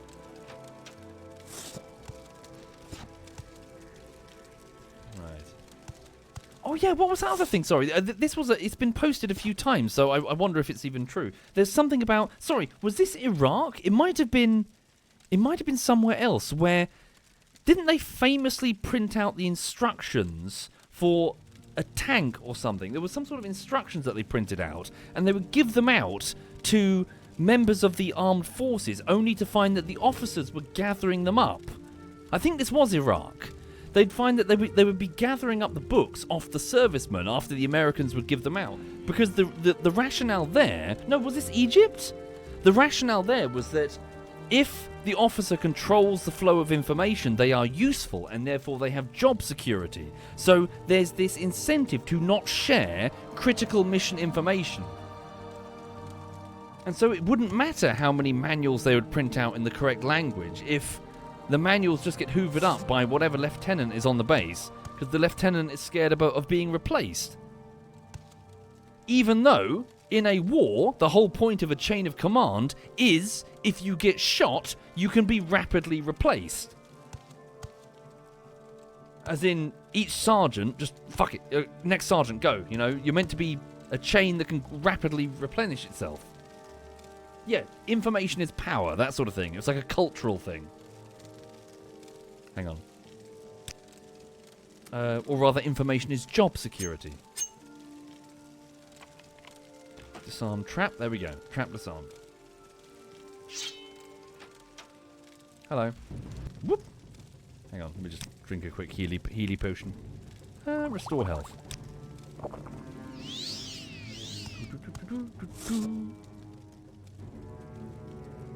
That sounds like some managers that I've had.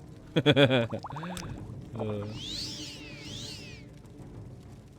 he coming? Oh. Come on. Wait, I can just... You're an undead. I've got, like, spells I can use against undead. Turn undead on touch. I touch you. There you go. Nope, you didn't give a shit. Damn it. There we go. I wonder if a fire spell would be more effective against this guy. Okay. Ooh, restore magicka potion. I'll take that. Really good one. Common trousers. Restore speed potion. Aha, the prayer room. This is where the Dunmer worship their ancestors. What's that? A silver dagger. A scroll of the third barrier. A shield. The Book of Dawn and Dusk. Yeah, it's more hymns and aphorisms from the tribunal. Ooh, wow. Big temple. Ooh, Nordic iron helm. What do I have on my head? My weird mushroom hat. Armor rating 20. Armor rating 21. Hello. Damn it. There we go. Yoink. Where is it? We're the Dovahkiin now. Yeah.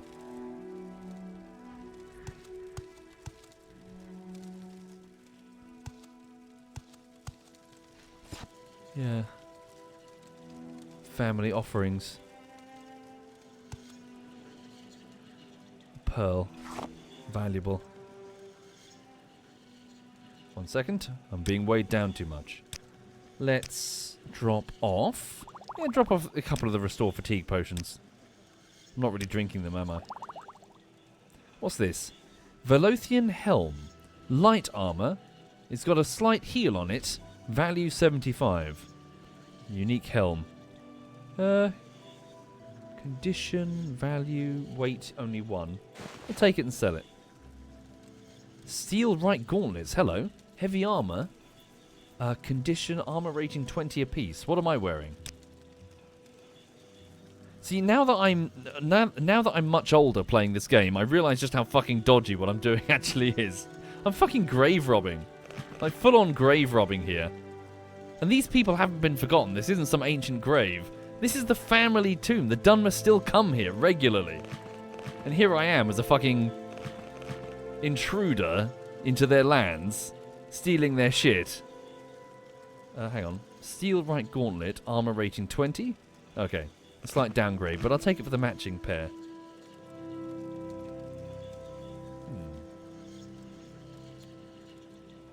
Right. You never find anyone paying respects? Well, I found that corpse, the guy that was wearing this mushroom helmet. I presume he was coming in there paying his respects. Actually, sell my old gear. Drop off the stuff that I don't really care about. Drop those tongs. Damn it. Still a bit too heavy. What's that? Random herbs. Ugh. Book. There we go. Silver spear. Fairly valuable, but there's no way I can pick it up. Some gold. Okay.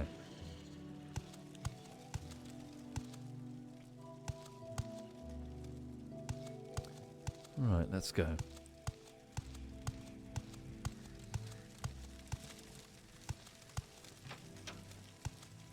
Okay.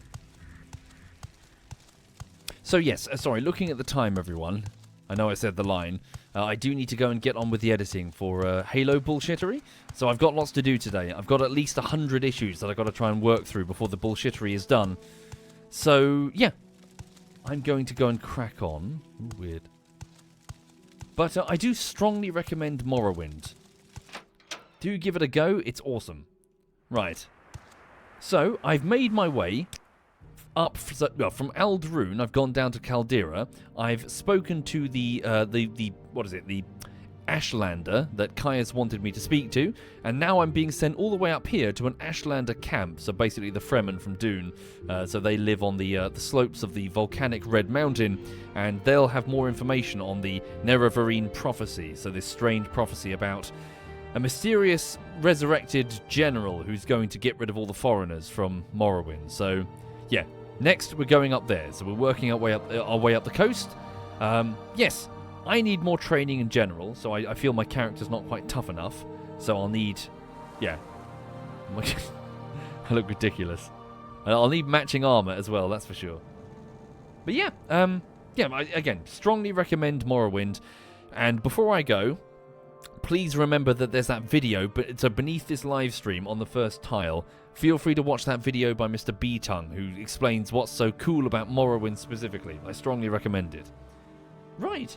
So have a lovely afternoon. I'll be back this evening, so at 8 o'clock there's Baldur's Gate 3 with my friends Q, Messi and Digby, and we're going to be continuing our second playthrough of Baldur's Gate 3, and I hope to see you then.